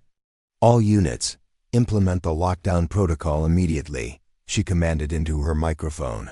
This is not a drill. Protect the principals. At all costs. But Lily had already sensed what was coming. Her head tilted with the characteristic listening posture that everyone at the Institute had learned to recognize. Her enhanced hearing detecting sounds and patterns that electronic surveillance couldn't perceive. 47 people, she announced. Calmly, not moving from her position beside Thunder. Military trained, current operations rather than ex-military. 3 different languages being spoken, which means international cooperation, and ... She paused, her expression growing troubled. They have someone with them who's afraid. Someone who doesn't want to be here. Sam appeared at her side with the quiet efficiency he had perfected over months of protecting her. His role had evolved. From strongman to head of facility security, his military background and protective instincts, making him ideally suited for coordinating the defense of the Institute. How long do we have? He asked. 8 minutes until they reach the outer perimeter. Lily replied, But Sam, this is different.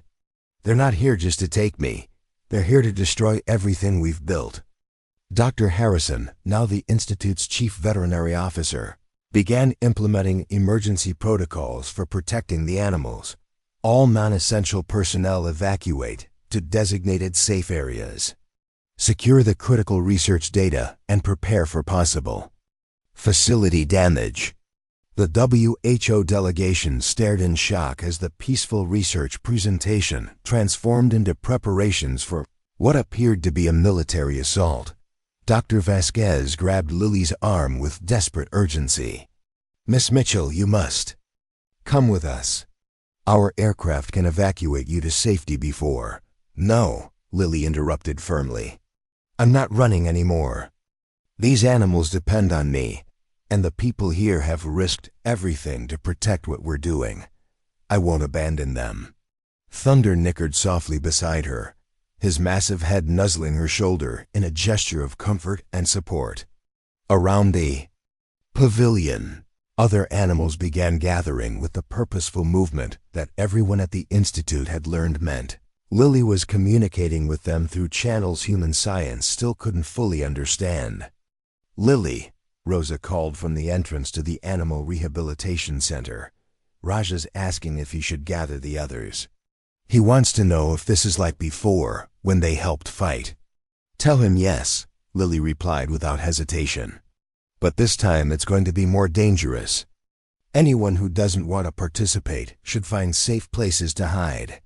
Professor Steinberg watched in amazement as animals throughout the facility began moving with coordinated purpose. Incredible.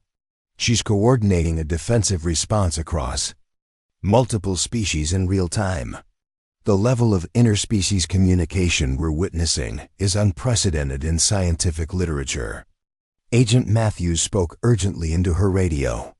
Command, we need immediate air support and additional ground units. We're facing a coordinated international assault on a federal research facility. But even as she called for reinforcements, Matthews knew that help couldn't arrive in time to prevent the initial assault. Whatever was about to happen, they would have to survive it with the resources currently available. Agent Matthews, Lily called across the pavilion, your people need to coordinate with the animals, not try to control them. The attackers are expecting traditional defensive responses. They won't know how to handle what we can really do. The first explosions came from the eastern perimeter, exactly 8 minutes after Lily's initial warning. Smoke and debris erupted from the main access road as the assault force began their coordinated attack. But instead of the chaos and panic the attackers expected, they encountered something that no military manual had ever prepared them for. Bessie the elephant, now fully recovered from her previous illness, positioned herself to block the main vehicle approach. Her massive bulk and intelligence made her an immovable obstacle that couldn't be simply driven around or overcome by conventional means. The horses, led by Thunder's example, created mobile barriers that channeled attackers into predetermined kill zones, where Agent Matthews's tactical teams had optimal defensive positions, but it was Raja and the other big cats who provided the most shocking surprise for the assault force. Moving with the coordinated precision of a trained military unit, they began systematically disabling vehicles and equipment while avoiding lethal confrontation with human opponents. Their night vision and natural stealth capabilities made them nearly impossible to track or counter. "This is impossible," came a voice over the attacker's radio frequency, which Agent Rodriguez had managed to intercept. "The animals are working together like they're following tactical orders. We need immediate air support." Dr. Krause's voice responded with barely controlled panic. "Continue the assault. The girl is the primary objective. Everything else is expendable." Lorenzo coordinated the smaller animals with the expertise of someone who had worked with circus creatures for decades. The monkeys became an intelligence network, their agility and curiosity allowing them to observe enemy positions and relay information back to the defensive force through vocalizations that Lily translated into tactical intelligence. 12 men. "Approaching from the north," she announced, her hand resting on Thunder's neck as she processed information from throughout the facility. 6 from the west, but they're moving too confidently. They don't know about the moat Lorenzo dug around the research pavilion. Indeed, several attackers discovered the hidden water barrier the hard way, their expensive equipment and night vision gear proving useless when they unexpectedly found themselves waist-deep in muddy water while being confronted by a very protective elephant. The WHO delegation crouched behind overturned tables in the main pavilion, Dr. Vasquez frantically documenting everything she witnessed on her mobile device. "This is extraordinary. We're witnessing the first recorded instance of human-animal military cooperation in modern history. The tactical coordination is beyond anything in our scientific literature." Dr. Chun continued monitoring Lily's biometric data even as explosions and gunfire echoed around them. "Her neural activity is unlike anything we've recorded. She's somehow processing and coordinating information from dozens of different sources simultaneously while maintaining perfect emotional control." Agent Matthews found herself adapting FBI tactical protocols to accommodate input from animals who had better intelligence about enemy positions than any electronic surveillance could provide. "Tiger Team reports 6 hostiles neutralized in Sector 4, she announced into her radio, still amazed to be using such terminology literally. But the most dramatic moment came when helicopters appeared overhead, their searchlights cutting through the darkness as repelling lines dropped assault teams directly into the main compound. The attackers expected to face disorganized resistance from scattered defenders. Instead, they encountered Lily herself, standing calmly in the center of the main pavilion with Thunder beside her, and surrounded by every animal from the Institute. The sight was so unexpected and overwhelming that several of the assault team members actually paused their descent. "Dr. Krause," Lily called up to the lead helicopter, her voice somehow carrying clearly through the noise of rotors and engines. "This is your last chance to leave peacefully. These animals are protecting their home, and they won't hold back much longer." Krause's voice boomed down from a loudspeaker on the aircraft. "Miss Mitchell, you're coming with us whether you cooperate or not. Your abilities are too valuable to be wasted on circus animals and feel-good research." "My abilities," Lily replied, her voice gaining strength and authority, "belong to me. and I choose to use them to heal rather than harm. What happened next would be discussed in military and scientific circles for decades to come. Lily raised her hand in a gesture that seemed almost casual, and every animal in the facility responded with perfect coordination. Birds that had been circling overhead suddenly dove toward the helicopters in organized formations that disrupted flight operations. Roja and the other big cats positioned themselves beneath the repelling assault teams with predatory patience. Even the smallest animals contributed by creating acoustic chaos that made communication nearly impossible for the attackers. "This is command," came a panicked voice over the intercepted radio frequency. "Operation is compromised. Request immediate extraction. The target has defensive capabilities we didn't anticipate." Dr. Krause's response was desperate and revealing. "Negative on extraction. If we can't acquire the target, implement protocol. 7. Destroy the facility and eliminate all witnesses." The transmission sent chills through everyone who heard it. Protocol 7 clearly meant that if they couldn't have Lily's abilities, they would ensure no one else could benefit from them either. Agent Matthews spoke urgently into her radio. "All units, hostiles have switched to the elimination protocol. Prepare for escalated violence." But Lily had already anticipated this development. Her enhanced hearing had detected the subtle changes in the attackers, breathing patterns and movement rhythms that indicated a shift from capture mission to termination protocol. "Everyone needs to get to the underground shelters now," she announced. With calm authority, "Dr. Krause has decided that if he can't have what he wants, he'll destroy it instead." Sam stepped forward, his protective instincts flaring. "I'm not leaving you exposed up here." "You're not leaving me," Lily assured him.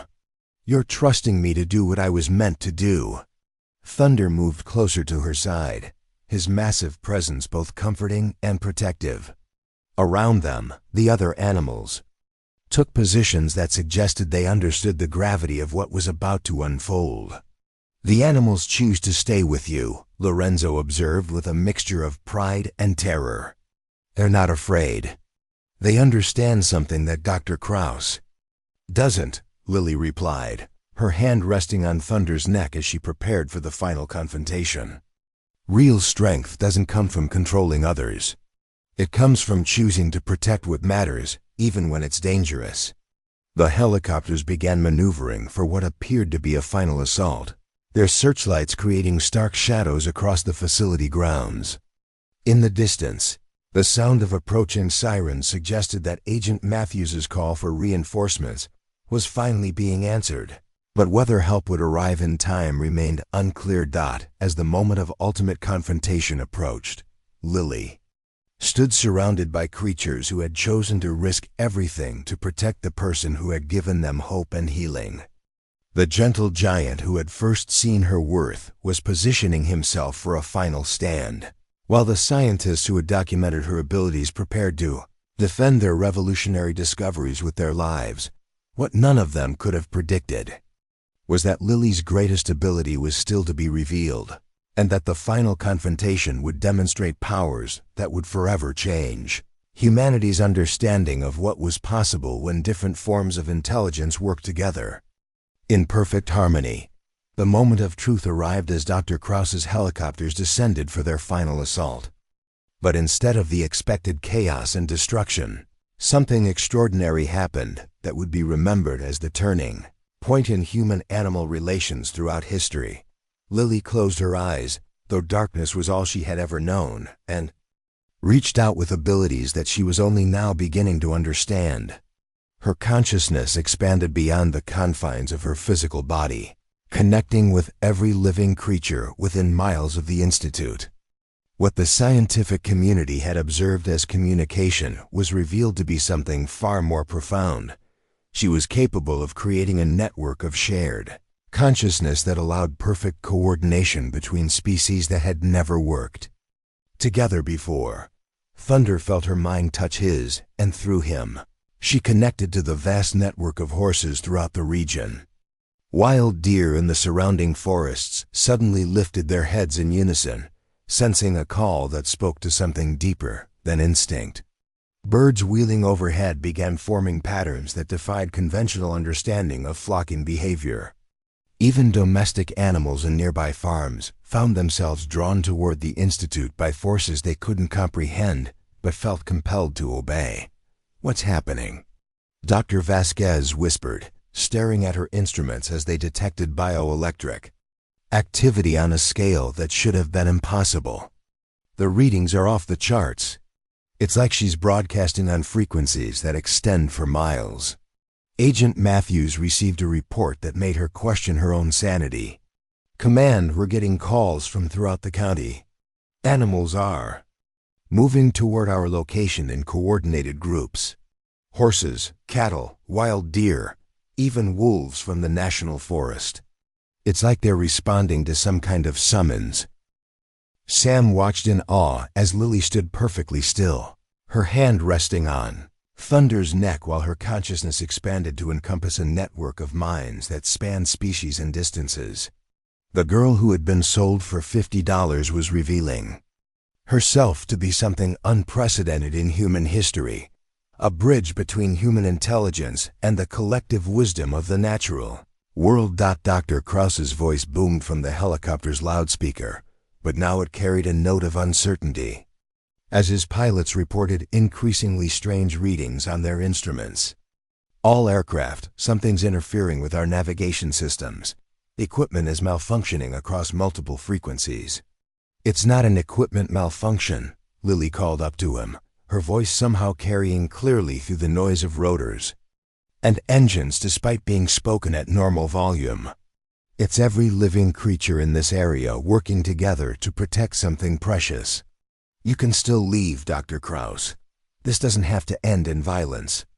The response came in the form of weapons fire aimed at the main pavilion, forcing everyone to dive for cover. But the bullets never found their targets.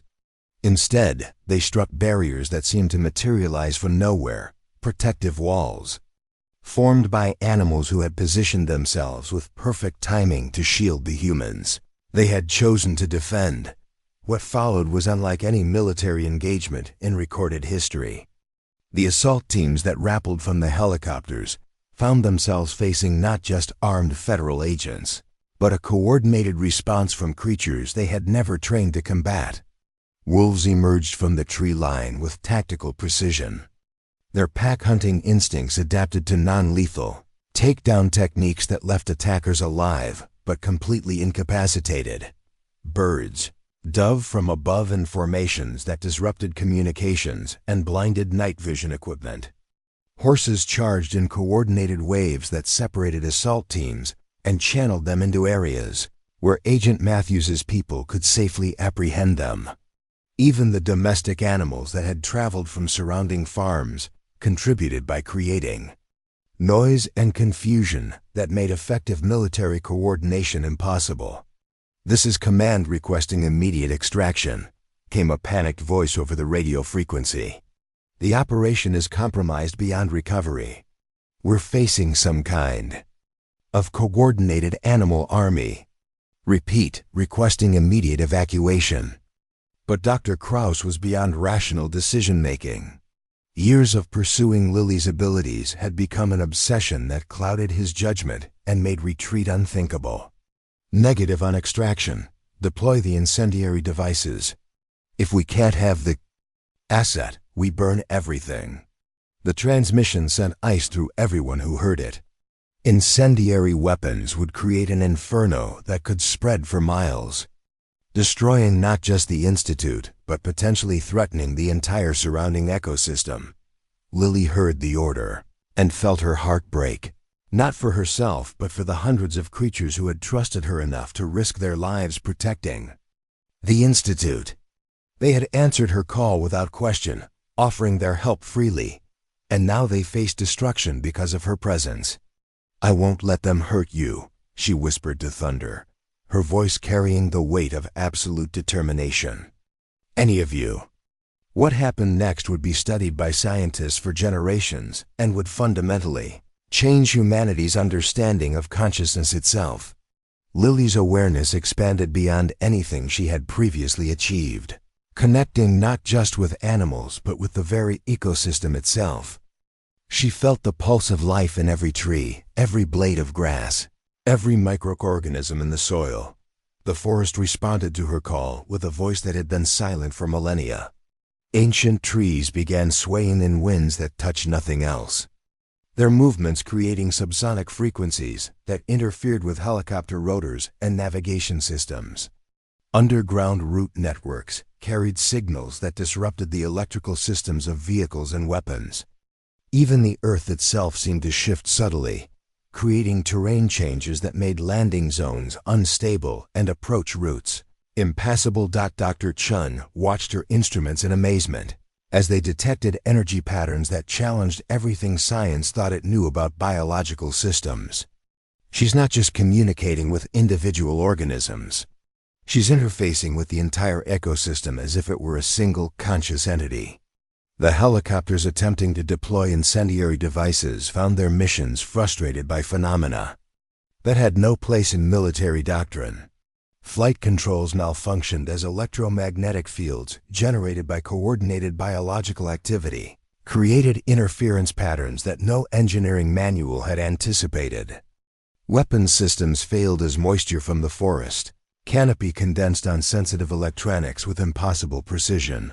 Agent Matthews coordinated federal forces with information provided by creatures who had better intelligence about enemy positions than any surveillance technology could match. Wolfpack leader reports 3 hostiles neutralized in Sector 12. She announced into her radio, no longer surprised by the surreal nature of her communications, but it was the arrival of creatures from the deeper wilderness that truly turned the tide. Bears emerged from hibernation in response to Lily's call, their massive presence making any ground assault impossible. Eagles and hawks coordinated aerial maneuvers that forced the helicopters into increasingly defensive positions. Even creatures as small as bees and wasps contributed by creating swarms that made certain areas completely inaccessible to human intrusion. Dr. Krauss watched his carefully planned operation dissolve into chaos as nature itself seemed to rise up against his forces. His state-of-the-art military equipment was being defeated by biological systems that operated on principles his technology couldn't counter or even understand. "How is this possible?" he demanded over the radio. "Animals don't coordinate across species barriers. They don't work together for abstract concepts like protecting research facilities. They do when someone shows them how," Lily replied, her voice somehow reaching him despite the distance and noise. "Everything in nature is connected, Dr. Krauss. Humans just forgot how to listen to those connections." The final moment of the confrontation came when Dr. Krauss, in his desperation, attempted to personally rappel into the main pavilion to seize Lily at gunpoint. But as he descended from his helicopter, he found himself facing not just the girl he had pursued so obsessively, but representatives of every species that called the region home. Thunder stood directly behind Lily, his massive frame radiating protective power. Raja positioned himself to one side, his amber eyes holding intelligence that seemed almost human in its intensity. Bessie the elephant flanked the other side, her enormous presence making any aggressive action clearly suicidal. Around them, dozens of other animals formed a living barrier that no amount of training or firepower could overcome. "You can still choose differently," Lily offered, her unseeing eyes somehow seeming to focus directly on Krauss despite her blindness. "These abilities aren't meant for violence or control. They're meant for healing and connection. I could show you what that feels like, if you let me." For a moment, something flickered in Krauss's expression, perhaps a memory of wonder from childhood, or recognition of the profound beauty in what he was witnessing. But years of conditioning and obsession won out over any possibility of redemption. "You're coming with me," he declared, raising his weapon toward Lily. The response was immediate and overwhelming. Thunder reared up with the fury of a creature protecting its family, his hooves coming down inches from Krauss's position. Raja's roar shattered the night air with primal authority that spoke to millions of years of evolutionary programming. Even the smaller animals contributed their voices to a cacophony that seemed to come from the very soul of the wilderness itself. But more than the physical intimidation was the psychological impact of facing creatures who had chosen to stand together. Kraus found himself staring into the eyes of beings who had overcome every natural instinct for self-preservation in order to protect someone they loved. The unity and purpose he witnessed was unlike anything in his experience and had forced him to confront the emptiness of his own motivations. Agent Matthews took advantage of his moment of hesitation to coordinate the final takedown. Federal agents moved in from multiple directions, while the animals maintained their protective formation around Lily. Within minutes, Dr. Kraus and the remaining members of his assault force were in custody, their weapons secured, and their mission definitively ended. As the immediate danger passed, the extraordinary gathering of creatures began to disperse back to their natural habitats. But they moved with the satisfaction of a job well done, rather than the random scatter of frightened animals. Many paused to approach Lily directly, receiving what appeared to be personal acknowledgments of their service before departing. "Thank you," she whispered to each one, her hand reaching out to touch fur, feathers, or scales in gestures of gratitude that transcended species barriers. "Thank you for trusting me. Thank you for protecting our home." Dr. Vasquez emerged from the protective shelter with her recording equipment, her scientific mind struggling to process the implications of what she had witnessed. "Miss Mitchell, what we've documented here tonight will revolutionize our understanding of consciousness, communication, and the potential for interspecies cooperation. This changes everything." But Lily seemed almost detached from the scientific significance of her abilities. Her focus remained on ensuring that every creature who had answered her call was safely returning to their normal lives without injury or trauma from the confrontation. "The important thing isn't what I can do," she said quietly. "It's what we can accomplish when different forms of intelligence work together instead of trying to dominate each other." Sam approached her with the careful respect that had characterized their relationship from the beginning. The gentle giant who had first seen her worth had witnessed her grow from a frightened child into something unprecedented in human history. "What happens now?" he asked. Lily smiled, an expression that had become increasingly common as she found her place in the world. "Now we continue the work. There are so many animals who need healing, so many connections that need to be rebuilt. And there are people who need to remember that being different doesn't mean being less valuable." In the weeks that followed, the attempted assault on the Institute became international news. The footage captured by Dr. Vasquez's equipment and the testimony of WHO officials led to widespread recognition of Lily's abilities and the groundbreaking research being conducted at the Institute. More importantly, it sparked a global conversation about the intelligence of animals and the potential for new forms of cooperation between humans and other species. Dr. Kraus and his associates were prosecuted under federal anti-terrorism statutes. Their international network of human traffickers systematically dismantled by coordinated law enforcement efforts. The organizations that had funded their operations found themselves facing scrutiny that ended their illegal activities permanently. But perhaps the most significant change was in how the world began to view people who were different. Lily's story became a symbol of hope for anyone who had ever been dismissed, abandoned, or told they were worthless. Her journey from a girl sold for $50 to a revolutionary scientist demonstrated that extraordinary value could be found in the most unexpected places. The Institute expanded rapidly, attracting researchers and visitors from around the world who wanted to understand the principles of interspecies communication and healing. Thunder became a permanent therapy animal, his own transformation serving as living proof of what was possible when trauma was met with patience and understanding rather than force or medication. Rosa continued her work as a performer, but now Her aerial routines incorporated movements inspired by her observations of birds responding to Lily's communications. Her performances became demonstrations of the grace and beauty possible when humans learn to move in harmony with natural principles rather than fighting against them. Lorenzo established a training program for animal handlers based on the communication techniques he had learned from watching Lily work.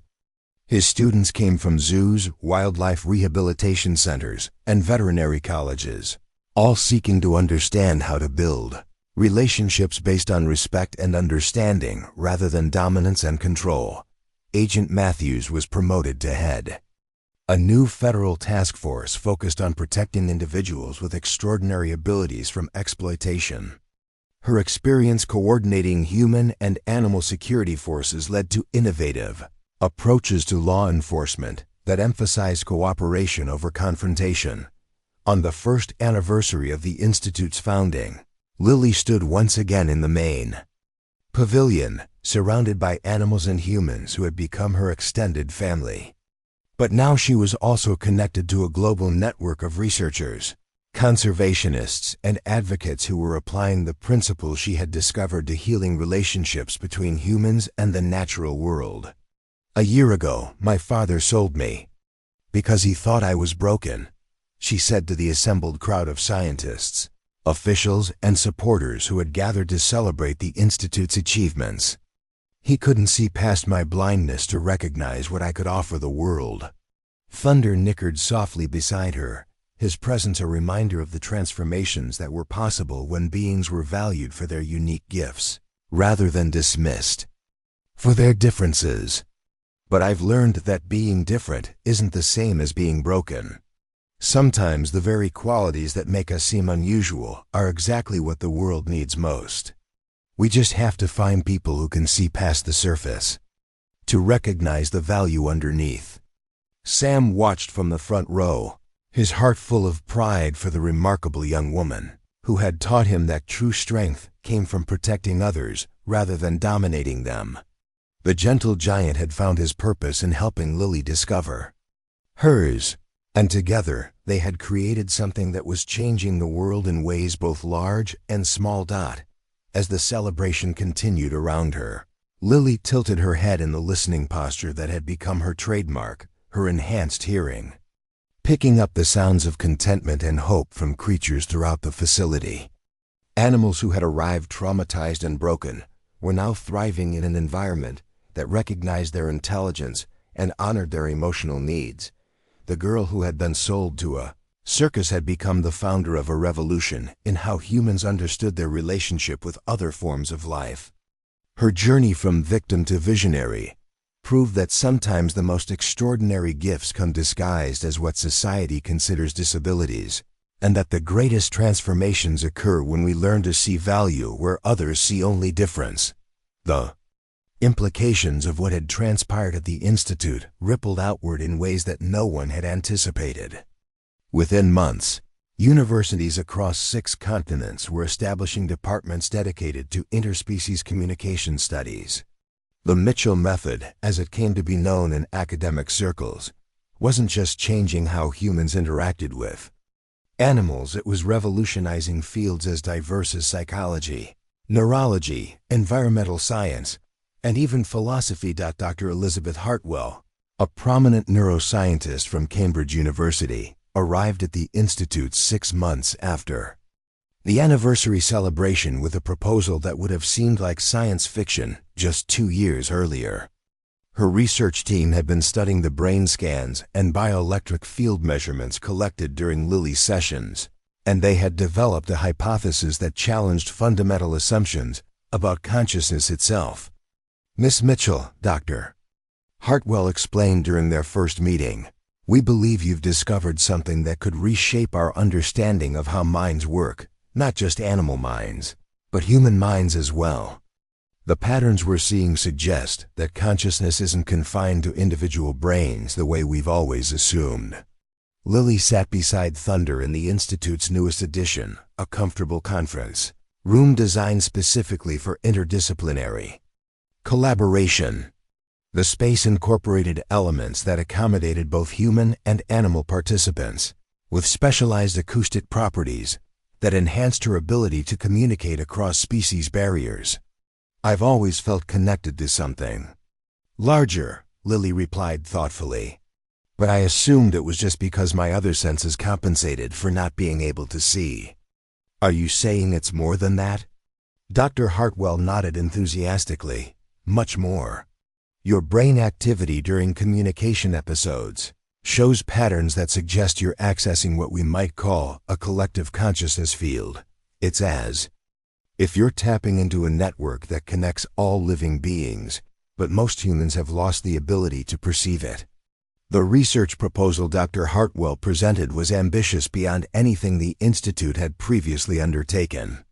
She wanted to study whether Lily's abilities could be taught to others, and whether the healing effects observed in animals might be replicated with human patients suffering from trauma, autism, depression, and other neurological conditions. The potential applications are staggering, Dr. Chen added, reviewing the preliminary data. If we can understand the mechanisms behind what Lily does, we might be able to develop therapeutic protocols that could help millions of people. But it was Sam who raised the most important question. Lily, this sounds like it could change your entire life again. Are you ready for that kind of responsibility? The question prompted a long silence as Lily considered the implications. Over the past 2 years, she had grown from a frightened teenager into a confident young woman, but the prospect of her abilities being studied and potentially replicated on a global scale brought new challenges she hadn't anticipated. I need to think about it, she said finally. And I need to ask Thunder and the others what they think. This affects them too. What followed was perhaps the most remarkable consultation process in scientific history. Lily spent the next week in deep communication with the animals at the Institute, sharing Dr. Hartwell's proposal and genuinely seeking their input on whether the research should proceed. The responses she received were complex and nuanced in ways that challenged conventional understanding of animal intelligence. Raja's perspective, translated through Lily's interpretation, suggested that the tigers had their own opinions about human suffering and the potential for healing. Bessie's input reflected the wisdom of a creature who had experienced both captivity and freedom, offering insights about the balance between helping others and maintaining personal autonomy. Even the smaller animals contributed viewpoints that revealed sophisticated understanding of the ethical implications involved. The horses expressed concerns about whether expanded human abilities might lead to increased exploitation of animals. The birds worried about whether teaching humans to access collective consciousness might disrupt natural communication networks that had existed for millennia. They're willing to help, Lily announced when she reconvened with the research team. But they want guarantees that any knowledge gained will be used to improve relationships between humans and animals, not to create new forms of dominance or control. Dr. Hartwell was amazed by the sophistication of the ethical framework that emerged from these consultations. These animals are demonstrating moral reasoning that rivals the best human philosophical traditions. This alone is worth documenting. The decision to proceed with expanded research brought new challenges and opportunities that tested everyone at the Institute. The facility underwent another major expansion, this time incorporating specialized laboratories for human studies alongside the existing animal rehabilitation centers. Researchers from around the world began arriving to participate in what was being called the most significant breakthrough in consciousness studies since the discovery of mirror neurons. The first human subjects were volunteers from among the Institute staff, people who had worked closely with Lily and observed her abilities firsthand. Rosa volunteered immediately, her years of aerial performance having given her exceptional body awareness and kinesthetic intelligence that the researchers thought might make her an ideal candidate for learning interspecies communication. I've always felt connected to the animals here, Rosa explained as Dr. Hartwell attached monitoring equipment to her head and arms. When I'm performing aerial routines, sometimes I feel like I'm moving the way birds move, not just imitating them, but actually understanding their perspective. The initial sessions produced results that excited and puzzled the research team in equal measure. While Rosa couldn't replicate Lily's abilities exactly, she did begin demonstrating enhanced awareness of animal emotional states and improved ability to calm anxious or traumatized creatures. It's like learning a new language, Rosa described. Her experience, not with words, but with feelings and intuitions. I'm starting to sense things I never noticed before. The way a horse's breathing changes when it's thinking about something painful, or how a cat's purr carries different messages, depending on its emotional state. Lorenzo's participation in the research yielded different, but equally fascinating results. His decades of experience with animals had already given him intuitive understanding of their needs and behaviors, but working with Lily had enhanced those abilities in ways that he was only beginning to comprehend. I can feel when an animal is lying now, he explained to the research team. Not lying the way humans lie, but holding back information or hiding pain because they don't trust enough to share it. It's like suddenly being able to see colors that were always there, but invisible before. Agent Matthews, initially skeptical about participating in what she called experimental psychology, eventually agreed to undergo testing after witnessing the improvements in her colleagues. Her results were particularly intriguing because her law enforcement background had taught her to read human behavioral cues with exceptional accuracy. The techniques Lily uses with animals actually enhance my ability to understand human suspects, she reported after several weeks of training. It's as if learning to perceive animal emotions has made me more sensitive to the subtle signals that humans give off when they're lying, frightened, or hiding something. The research expanded to include volunteer subjects from outside the institute, people dealing with various forms of trauma, isolation, and communication difficulties. The results varied significantly among individuals, but certain patterns began to emerge that supported Dr. Hartwell's hypothesis about collective consciousness. That children on the autism spectrum showed particular aptitude for the communication techniques, often demonstrating rapid improvement in their ability to connect with both animals and humans. Veterans suffering from PTSD reported significant reduction in anxiety and hypervigilance after learning to perceive the calm emotional states of therapy animals through Lily's methods. Most remarkably, elderly patients with dementia began showing improved cognitive function and emotional stability when they participated in animal communication sessions. The act of connecting with non-human consciousness seemed to bypass the neurological damage caused by their condition, allowing them to access memories and awareness that had previously been lost. We're witnessing something that challenges fundamental assumptions about how minds work, Dr. Hartwell explained to a gathering of international researchers who had come to observe the Institute's work.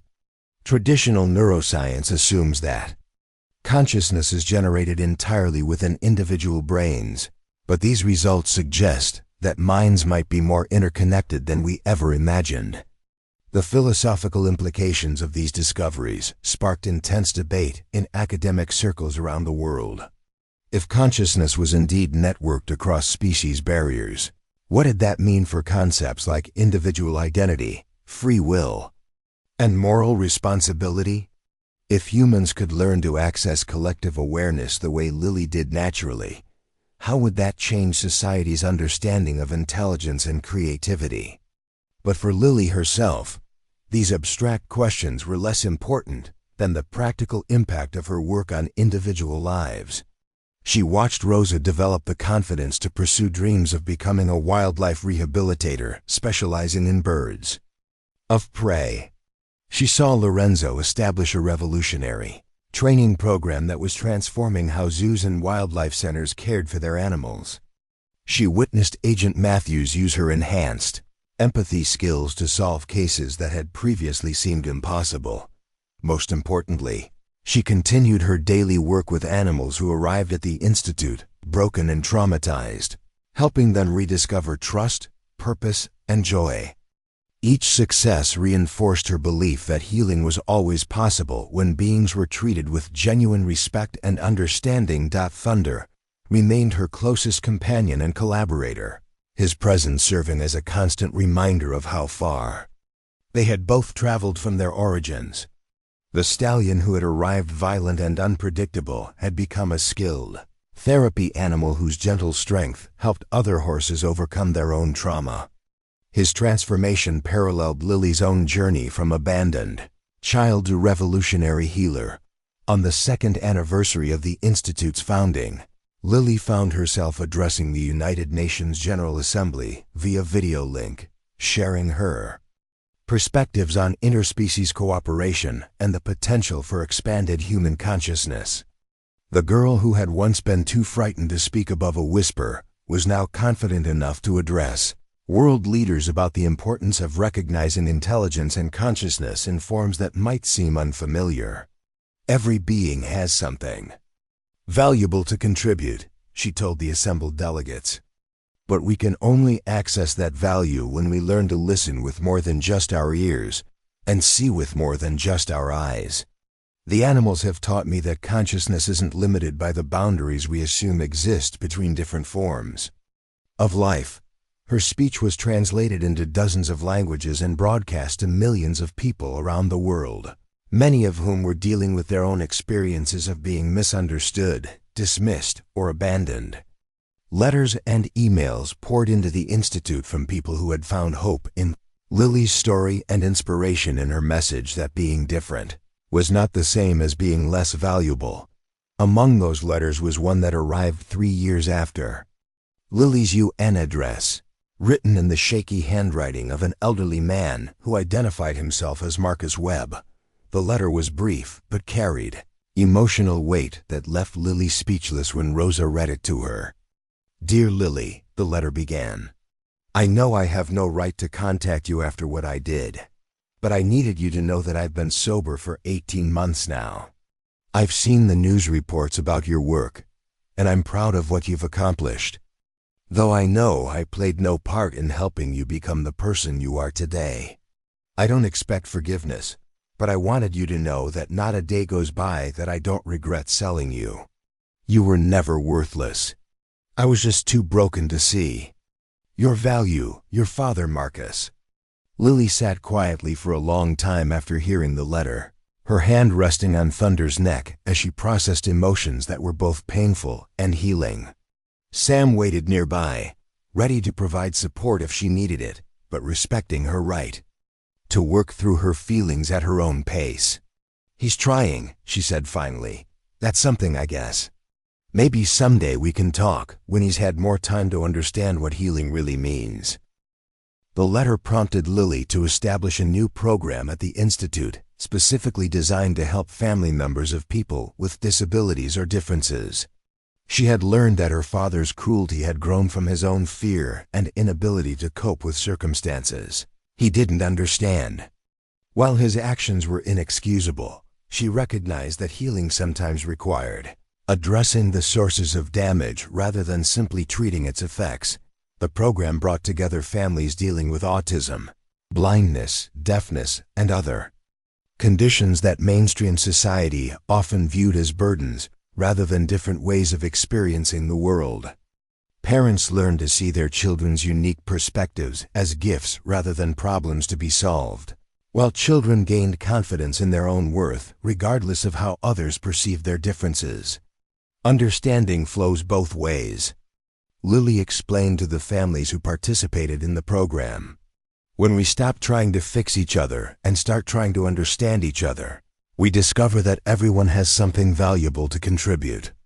The success of these programs led to partnerships with schools, hospitals, and social service agencies around the world. The Mitchell method expanded beyond animal communication to encompass a comprehensive approach to recognizing and nurturing human potential in all its diverse forms. As Lily approached her 20th birthday, she reflected on the journey that had brought her from a circus trailer to international recognition as a pioneer in consciousness research. The path had been filled with challenges, dangers, and moments of doubt, but it had also revealed possibilities that no one could have imagined when Sam first paid $50 to save a frightened, blind girl from abandonment. The institute now hosted researchers from over 40 countries.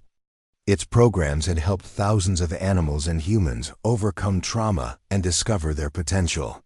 And Lily's story continued to inspire people around the world to look beyond surface differences to find the extraordinary value that existed within every being. But perhaps the most important measure of success was simpler and more personal. When Lily walked through the institute grounds each morning, accompanied by thunder and surrounded by the sounds of healing and hope, she felt truly at home for the first time in her life. She had found her purpose, her family, and her place in the world. The gentle giant, who had first recognized her worth, watched her with pride and satisfaction, knowing that his instinctive decision to protect a vulnerable child had helped unleash gifts that were changing the world in ways both large and small.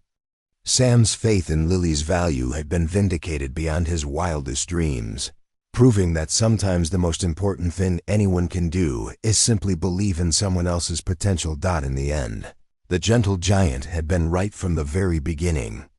Lily Mitchell was worth far more than $50 and a bottle of whiskey. She was priceless, not because of what she could do for others, but because of who she chose to become when given the chance to discover her own worth. And in a world that too often dismissed those who were different, her story became a beacon of hope that reminded everyone that extraordinary value could be found in the most unexpected places, if only someone was willing to look beyond the surface and see the infinite potential that lay within. Years later, when documentarians and historians would examine the transformation that began with a $50 transaction in a shabby tavern, they would struggle to capture the full magnitude of what had emerged from such humble origins. The Mitchell Institute had become more than a research facility.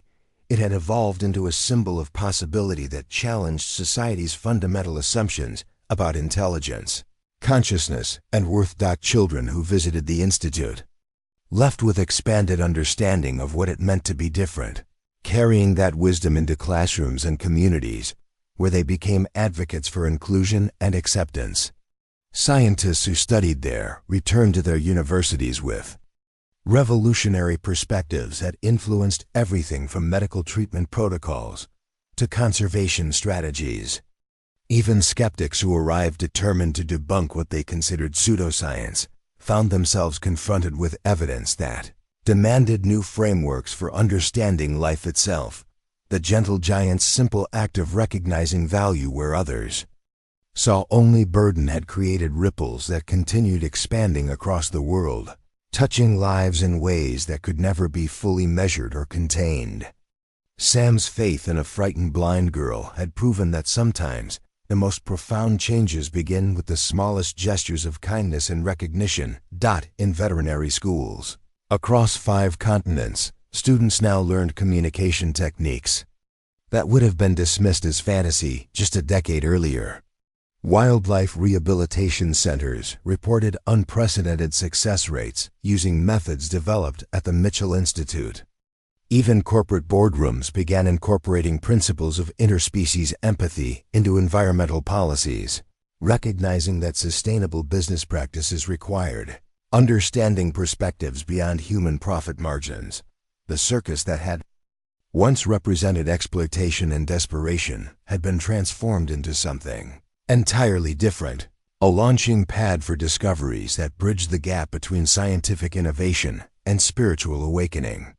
What began as entertainment for small-town audiences had evolved into research that influenced international policy, medical breakthroughs, and philosophical movements that questioned the very nature of consciousness itself. Thunder's legacy lived on through a bloodline of therapy horses trained in the Mitchell method, each one carrying forward the healing gifts that had first emerged from trauma and abandonment. These magnificent creatures worked in hospitals, schools, and treatment centers around the world, their presence offering comfort and connection to humans who had lost hope in traditional healing approaches. the message remained constant and clear. Worth is not determined by conventional standards of normalcy, and the greatest gifts often come packaged in forms that society is too narrow-minded to recognize. Every being has something irreplaceable to offer, but only those willing to listen with open hearts and minds will ever discover the treasures hidden in plain sight. As twilight settled over the Institute grounds on that anniversary evening, Lily walked her familiar route through the facility one final time, her footsteps accompanied by the gentle sounds of creatures settling into peaceful slumber. The cacophony of healing that had once seemed chaotic now formed a harmonious symphony that spoke of lives rebuilt, traumas overcome, and connections forged across the seemingly impossible barriers between species. Rosa's daughter, now 5 years old, ran ahead on the pathway, her laughter mixing with the contented whickers of horses who had learned to trust again. The next generation was growing up in a world where communication with animals was not seen as fantasy, but as a natural extension of human empathy and understanding.